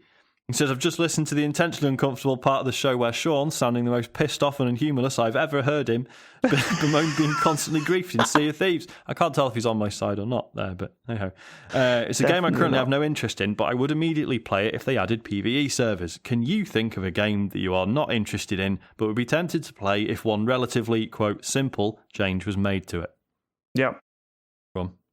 Every Yakuza game if the combat was better. It was turn-based. No, like if it had the combat like in Spider-Man. Okay. Or Sleeping Dogs. What? So you could like run up buildings and like do stuff like that. Shoot webs. That the combat? Is that the combat? Well, that is part of the combat. Yeah. What I mean is the level of sort of where it's challenging enough that you have to think about it, but also satisfying enough where you're not just getting your ass handed to you every time. Yeah. Like that's. Yeah, I think if it was that level with Yakuza, I found I was just battering everyone, and it was a bit tedious. But with at least with Spider-Man, you got to think about what you're doing. I'm not literally suggesting that you'll be able to fire webs out of your wrists in Yakuza. I'm saying that would be cool. That sort of level of combat would be quite good, I guess, because there's so much of it in it. Maybe that would push me through a little bit. But then we did mention other problems I had with that game. And also the saving. I assume they've sorted the saving out on the most recent games, right? Yeah, it's all auto-save. Yeah, good. So. Fucking hell, man. Oh, that was a nightmare in Yakuza 0. It's the quick resume on it has been absolutely flawless on the series, I bet. Which has been nice. Yeah. I'm still not relying on it. I'm remembering to save, but there's been a few times where it's helped me out. So that's been good. That's my answer. I'd play Sekiro if they added an easy mode. And I'm not just saying that to wind people up. I know, I was going to say exactly the same thing. Maybe I'll play Dark Souls 2 if I could play it on an easier mode, yeah. I can't think of any others, though. Mutt. I think, well, not one specific game, but if they made every game maximum about 15 hours, I'll probably play a lot more. Just cut stuff out. Yeah, just make everything. When I heard Resident Evil was like 10 hours, I'm like, that's brilliant. Although other people were saying, actually, if you look at the average playtime of most Resident Evil games, they're all around 10 hours. I think some people seemed a bit shocked. See, Matt, only 10 it's pretty hours. Standard. Yeah. You like JRPGs as well. For a Resident Evil game, but I was like, yeah, that's great. That's good. That's good stuff. Because I know recently, Matt, you have started to get into JRPGs and stuff, and if the small tweak, if they remove the grind, you probably could enjoy a lot of them, because that would reduce the length from about 90 hours or whatever to like 20 probably, if they got rid of that. Actually, I didn't mention I haven't started playing it, but I bought Resident Evil 9 because it was really cheap on Switch the other week. Someone messaged me and I saw it as well. Resident Evil 9? You Final Fantasy 9? Sorry, what did I say? I meant Final Fantasy. Jesus. I was going to say, well, on the Switch, you say. My uncle works for Capcom. He's playing Resident Evil 9 this weekend. No, you can't come over. No, not allowed. Playing Resident Evil 8, are you? Yeah, great. Yeah, good. So yeah, Final Fantasy 9, yeah, bought that. So I'm looking forward to playing that on my Switch at some point. Cool. I forgot to mention he signed off the message with "You'll take care now, Big Jimmy of Mississippi," brackets formerly of Croydon. Hey, from Croydon to Mississippi. How do you explain when someone in Mississippi? Please get back to us on this. Says, "Where are you from?" Do you just say London, or do you say I'm from Croydon? Well, what's Croydon? I've never heard of it. It's sort of a bit of London, but not really London. It's sort of Greater London, but we kind of think we're our own city, but no one else does. I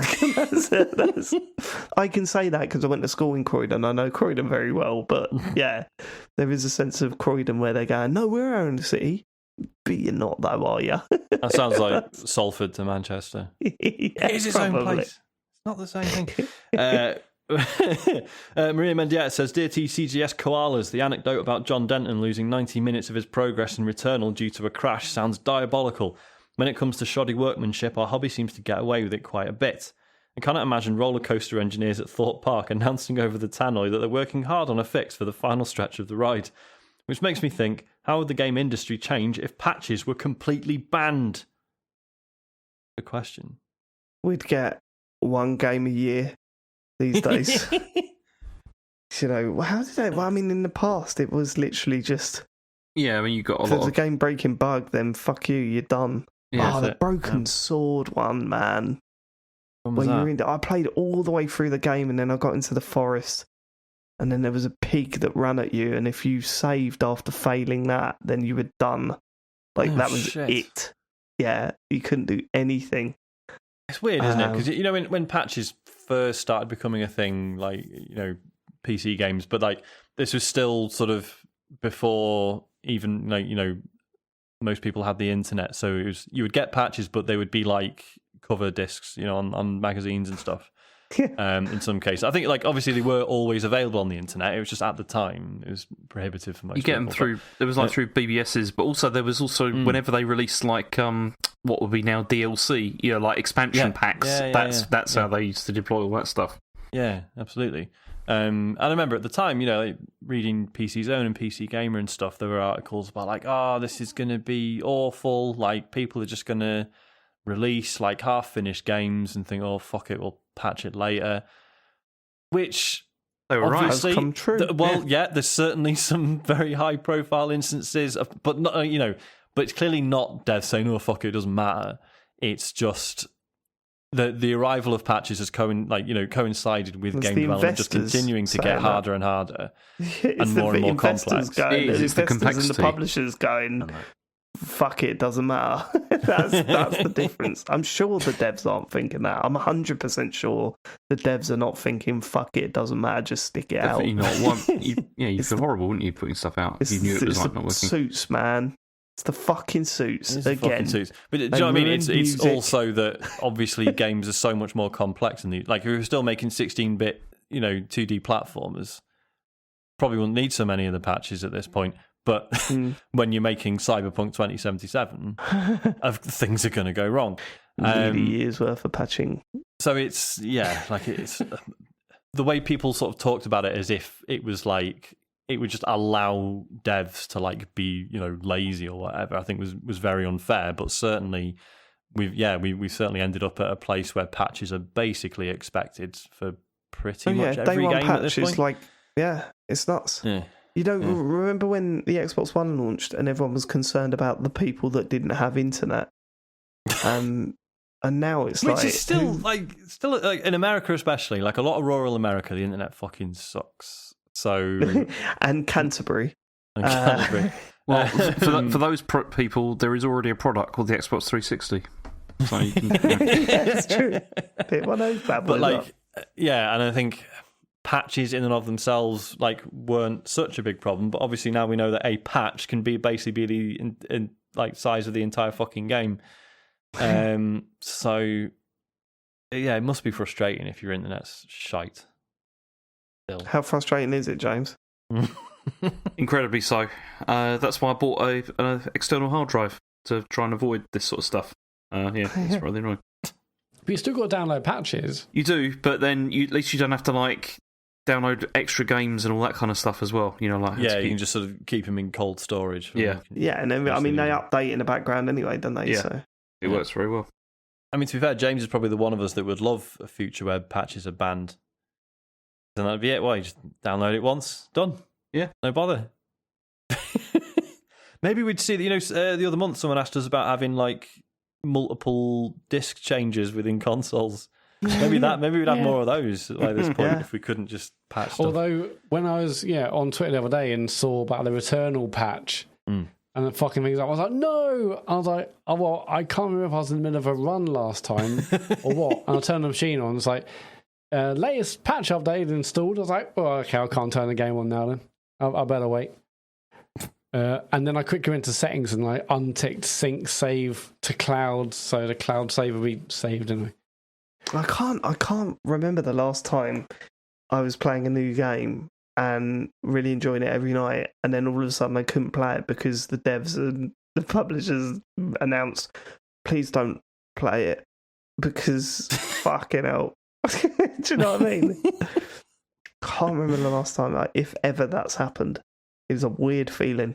I think I'll play a bit of Returnal now. Oh, no, I can't. It's like when your water gets cut off in your flat and you're like, I'll just have a glass of water. Oh, I can't do that. All right, well, I'm going to bed then. I'll brush my teeth. Oh, for fuck. Yeah, I'll do the washing. I'll have some squash instead of squash. I'll just water the garden. I can't water the garden. Yeah. Don't know, fancy a couple of silly ones to finish off. I love a silly one. Love a silly one. MD Krabuffs says, I ordered a PS5 on a whim. It arrived the next day, and while setting it up, I was filled with anxiety that my wife would be furious that I'd wasted £500 on a toy. Luckily, this is just a dream that I had last night. Have you ever had a vaguely memorable dream about games? And it also adds, I was very impressed that my dream PS5, wirelessly connected to my Sony TV, didn't require mains power and was the same size as my PS2 Slim. That would be good. Definitely a dream then. That would have given it away straight away. That would have been the Inception spinning in the fucking dreidel or whatever it was. He wakes up and he checks his PS5. Oh, it's fucking massive and ugly and needs power. And I'm in reality again, thank God. Could you imagine that? You get, say, like, if Inception was fucking real and they're right, well, you need to pick a totem. It needs to be an object you're so familiar with that only you know its peculiarities. Then the next day you walk in with a fucking PS5 under your arm. Yeah, this is it, mate. It's my totem. Fucking yeah. You're chatting to someone later in the day, and you look over, and the PS5's the same size as a Series X, and you're like, "Wake up, David." Did I ever tell you, right, that my brother used to, fucking psychologically fuck me up? If I woke up in the morning, right, because we shared a bedroom. If I woke up in the morning, I'd be, a bit groggy or whatever that you are in the morning. He would then go. He'd look at me straight in the eye with his wide eyes and go, "Wake up, David, come on, mate, wake up," and it would fucking freak the fuck out of me because even though you're already awake. Yeah, like I'm properly awake, but he would stare me straight in the eyes and go, "David, come on, we got to get up, we got to go," and I'd just be like, "Oh my God," like honestly, the feeling of that is just horrific. Was he trying to freak you out, or was he just 100%? Okay, 100% trying to fuck me up. Brilliant. That's the relationship we had.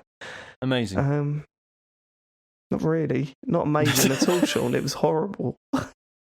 That's why I'm such a messed up character. That sounds horrible. Yeah. What was the question? Don't know. Mike Have you Oxlong ever had a vaguely memorable dream about games? A dream about dreams about games. Okay. Yeah, I mean they're rife in my head. But on the lead up to a launch, I'm always having a dream about it. Yeah. That is coming, or that I'm waiting for it by the door and then it arrives or whatever. Yeah, that happens a lot, but then not in between. So it's not a regular thing. How about you, Matt? I bet it's 24/7, right? No, but I did think I'll be having dreams about Resident Evil, but no, not yet. I mean, the ones I remember loads is when I would close my eyes and still see the note charts in Rock Band. Yeah. Because I played it so much, God, and like horrible. the amount of times, I think was it? It might have been. I think it probably was due at the time. But yeah, saying like he stopped tapping your foot in bed because I was tapping, just moving my foot like I was still on the drum kit. Can you stop doing that? I remember the Halo 2 HUD being permanently burnt into my retinas. So I'd close my eyes and see the fucking what weapon I had. Like it was nuts. Oh, I don't remember the dream, but I once woke up. So New was on like an early shift, so she was like out the door at 5 a.m. or whatever, and I woke up to a text from her saying like, "Do you know that in your sleep last night you kept talking about Titanite?" Yeah, I was like, I can tell you what game that's from, but I've no idea why I was dreaming about it or talking about it. But anyway, you sleep talking. I know, baby. I generally no. I had a bit of a phase of it apparently, but that was that. I was when I was a kid. My brother used to film me. He used to get the family camcorder and film me when I was asleep. Because what was it? What was the word that I used to say? It was there's a bit of footage of me waking up, and he asked what my name was, and I can't remember. Was it Quavamino Pack? I think that's what I said my name was. Amazing. And then he said, "Is that your name?" And I went, "Nosh, yes." It was really weird. What was your name? Quavamino pack. I think that might have been it. It was either that or it was what? Because my mum and dad had this wallpaper that had just random letters. As that, there was a phase where people used to put a border around there, like about a third of the way up the room. They would have the wallpaper and then put like this border wallpaper up, like a third of the way up the wall, and it was just random letters. And I think that might have spelt out Quavamino pack. So, because it was just that's what we said. So that might not have been the name. I might need to text my brother and ask him what my name was when I was sleep talking. Carry on. Mike Oxlong says on a recent episode, someone mentioned a school trip. You're right. Sorry. I found it funny. This reminded me that my inner London school organised some... Whoa, Sean, have you not worked that out? Mike Oxlong, nice. Certainly is. On a recent episode, someone mentioned a school trip. This reminded me that my inner London school organised some really dodgy school trips back in the 80s. 2 that stick out. 1, a visit to a local police dog training facility where the kids had to take turns to wear a fluorescent bib and get taken out by the dogs in a quote, safe way. In a safe way? Oh, fuck me. No, not the supermarket. Down the grocery aisle. Delicatessen. And worst of all, a visit to a butcher where the kids watched the butcher use a power saw on a cow's carcass. And we were then all showered in bone chips and skin. Lovely. Jesus. The last trip was organised by a vegan teacher. The same teacher once brought in a windsurfer to the classroom. She was weird. Anyway, what is the most bizarre or dangerous thing? Windsurfer? Windsurfer, yeah. What's a windsurfer? Like a surfboard with like a thing attached to it, isn't it? Like a sail kind of thing. Yeah. Well, I thought you just meant like someone that did windsurfing. Yeah, I think so. That's what I thought. Yeah. Or just a person into the classroom. Yeah. And just went, there you go, look at that. Fuck? That's what a windsurfer looks like. CRB checked. And the windsurfer's like, hey dudes. That's what they say, I imagine. Hang 10. No, I mean, it's a she. Like, she was weird. That's the way I read that. I thought the teacher was weird. I thought the teacher was the she. I was joking. Yeah, I mean... Cowabunga. Show and tell. Why not? Hi kids, cowabunga. Hi kids, eat my shorts. Kids, yeah? Hi kids, radical. Stay gnarly. Education. I went on a sick wave earlier today. Oh no, I'm not surfer, sorry. Hang 10. You need to hang 10. You need to, remove yourself from the constraints of education, yeah? Just get out there, get on your board and surf your troubles away. Surf the wind, baby. How much you want? I live in a camper van. It's my mum's, yeah. I mean, cherish them while you can. The question from Michael Oxlong is, what is the most bizarre or dangerous thing you've done, which seemed fine at the time, but looking back now is, well, dodgy? God. I've talked about being... This is ridiculous. It's like, it's 20 to 12. This is going to go on, isn't it? I can't think I have got an answer, though. This is really, really bad. And me and my brother think about this a lot and cringe badly. You kill a man. So we have like a extended family uncle. I think it's the way. It's like, a cousin's uncle, cousin, or whatever, Yeah. But we were quite close to them. And we went on holiday once to France. And I remember walking along a canal. And he's older, like he was an adult, right? And we were kids. And me and my brother played a game where we would pick up stones and we had to chuck them as hard as humanly possible and as close to his head without hitting it. And literally, the stones were whizzing past his head. He didn't react to them, and for years, we thought that he just didn't know we were doing it, right? But they were fucking close to his head, Sean. Like, seriously, how we didn't knock him out is beyond me. Oh my God. And then years later, like when we were at a party where we're all adults now, he sort of turned around and said, yeah, no, I knew you were playing that game. I was fucking furious, but I knew that if I'd moved, the chances are I would have been smacked in the face with a rock. So I thought the best idea was just to keep a steady pace and hope that you didn't hit me. Just play it cool. Wow. Yeah, that was bad. Wow. Yeah. Could have killed your cousin's uncle. Yeah, I don't know how he's actually related to me, but he's a top boy. Andy, if you're listening, you're not. You're a top boy. Sorry about that. Have I talked about being dragged around on a sled by a Land Rover before? No. Have I not? By a park ranger? No, it was Dad! one of our leaders at Cubs or Scouts or whatever. He just basically tied some rope to the back of his Land Rover, and then we'd sit on a sled and he'd drive around, and we just try and hold on to the ropes, which, as it turns out, is quite difficult, and we kept falling off and got quite badly, well, not actually injured, but between the massive grazing and carbon dioxide poisoning from the fumes. Sort of weird that was allowed to happen, really. Scout leaders are weird, aren't they? They're scout leader let me drive the fucking minibus when I was 12. Just around the fucking field, like the campsite. He was like, yeah, go on. It started off in his car, and I revved it too much, and he was like, we ain't doing it in this. So I got in the minibus, and I was driving that around the fucking field. 12 years old. I mean, when you think about it, Cub and Scout leaders or whatever, are they not just people who want to be in control of kids but with no actual qualifications required? Not my lot. They were people that just wanted to get away and on a piss up with their mates. Okay. Like, that's what it was. Yeah. Jesus Christ, yeah. They used to put us to bed. If we woke up in the middle of the night and walked into the mess tent, ridiculous. If we got attacked, ridiculous. There was 4 adults there, and they were all obliterated. So it was like, it's weird, very strange. Anyone else? When I used to work at Harday Park, I did it for 6 seasons near where my parents moved to in Pagham, and probably shouldn't give away the location.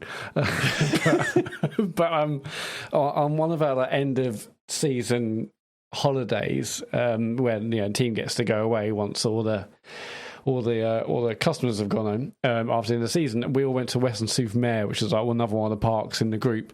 And we were there, loads of us were there, and on one of the nights we all been drinking in the holiday park, and we stole the keys off Darren, who was the team leader, but he was a massive twat. We'd all been drinking quite a lot. I mean, I don't know how old I was. I mean, I was obviously old enough to work in a bar, so probably like 22, 23. And we stole the keys and drove into town. Nicked his car and drove drunk into town. Jesus Christ! And then they were obviously incredibly concerned because 4 of us got in a car. I mean, I didn't drive. Someone else drove, and so they're incredibly concerned. Sounds so like someone else, huh? That sounds like a lie. No. I didn't drive. Someone else drove. I didn't drive. No. It was my friend. I won't give it. It's someone else. That's not like you, Matt. You should have given the full name of that person. Yeah, that's usually what he does. Yeah, but he's not a grass either. You got to respect that. Yeah, I could do. I've got a name on me right now, but I'm not going to do it. But basically, so we drove to a chip shop because we're drunk and hungry with Darren's car, and then someone else, I think he got in someone else's car and found us and then caught us, and it was all that was stupid, wasn't it? I mean, yeah, we could have killed someone and or ourselves, and we just stole the keys off him and fuck that, you're a twat, therefore we're nicking your car drunk and we're going to drive to the chippy. That was a ridiculous 3 days in Weston-super-Mare. Absolutely mental. The title of your autobiography, that. Yeah. James? I can't think of anything. James isn't going to be able to think of any because he wants to go to bed. Exactly. I'm sorry. It's just... No, it's fine. We are approaching the 3-hour mark on we're about to we've just broken 3 hours of recording. Fucking hell, what is the matter with us, Matt? I bet James has got loads of stories. We should do questions at the beginning of the show now. Tell you what, save it for the bonus show. There you go. And, next time there's a dead week, we'll do another question special. Yeah, because we've not done them for years. So let's. And we do keep having to filter them out at the moment because we get so many. So is there anything coming out this week? There's not, is there? Can't think of anything. Should we say next week's a question special? Yeah, sure. Yeah, go on then. Okay, next week's a question special. Unless there's any major news that mean? That we need to report on. we'll do a question special next week. So everyone get your questions in. I can't wait for there to be a massive breaking news story on Monday afternoon. Yeah. I mean, there will be inevitable. Tomorrow morning as well. Okay, James, Matt, let's do the socials. Yeah, so this Friday, all things being well, James and I will be streaming It Takes Two Friday night at 9 p.m. on twitch.tv/TCGSco. If you miss it live, you can watch on YouTube afterwards. Just go to YouTube, search for TCGS, and all of our videos of the streams we've done on Twitch are over on the YouTube channel. But if you watch it on Twitch, and if you've got Amazon Prime, you've got Twitch Prime Gaming, in which you get one free subscription every single month. We really appreciate it if you go to our channel, give us your free monthly sub. We love that. It makes a world of difference. We're on Patreon, as Dave mentioned at the start of the show, patreon.com/TCGS. We've just released our monthly Talks Over and our monthly bonus show podcast. Lots of things to discuss on that. And tcgs.co is the website where there's now a streamlined merch store until we work out what we're doing this summer in terms of new merch. But that's all on TCGS. More news on that later, yeah. Cool. All right. Well, sorry it's been a long one. It's been enjoyable for us. Hopefully it's been enjoyable for you.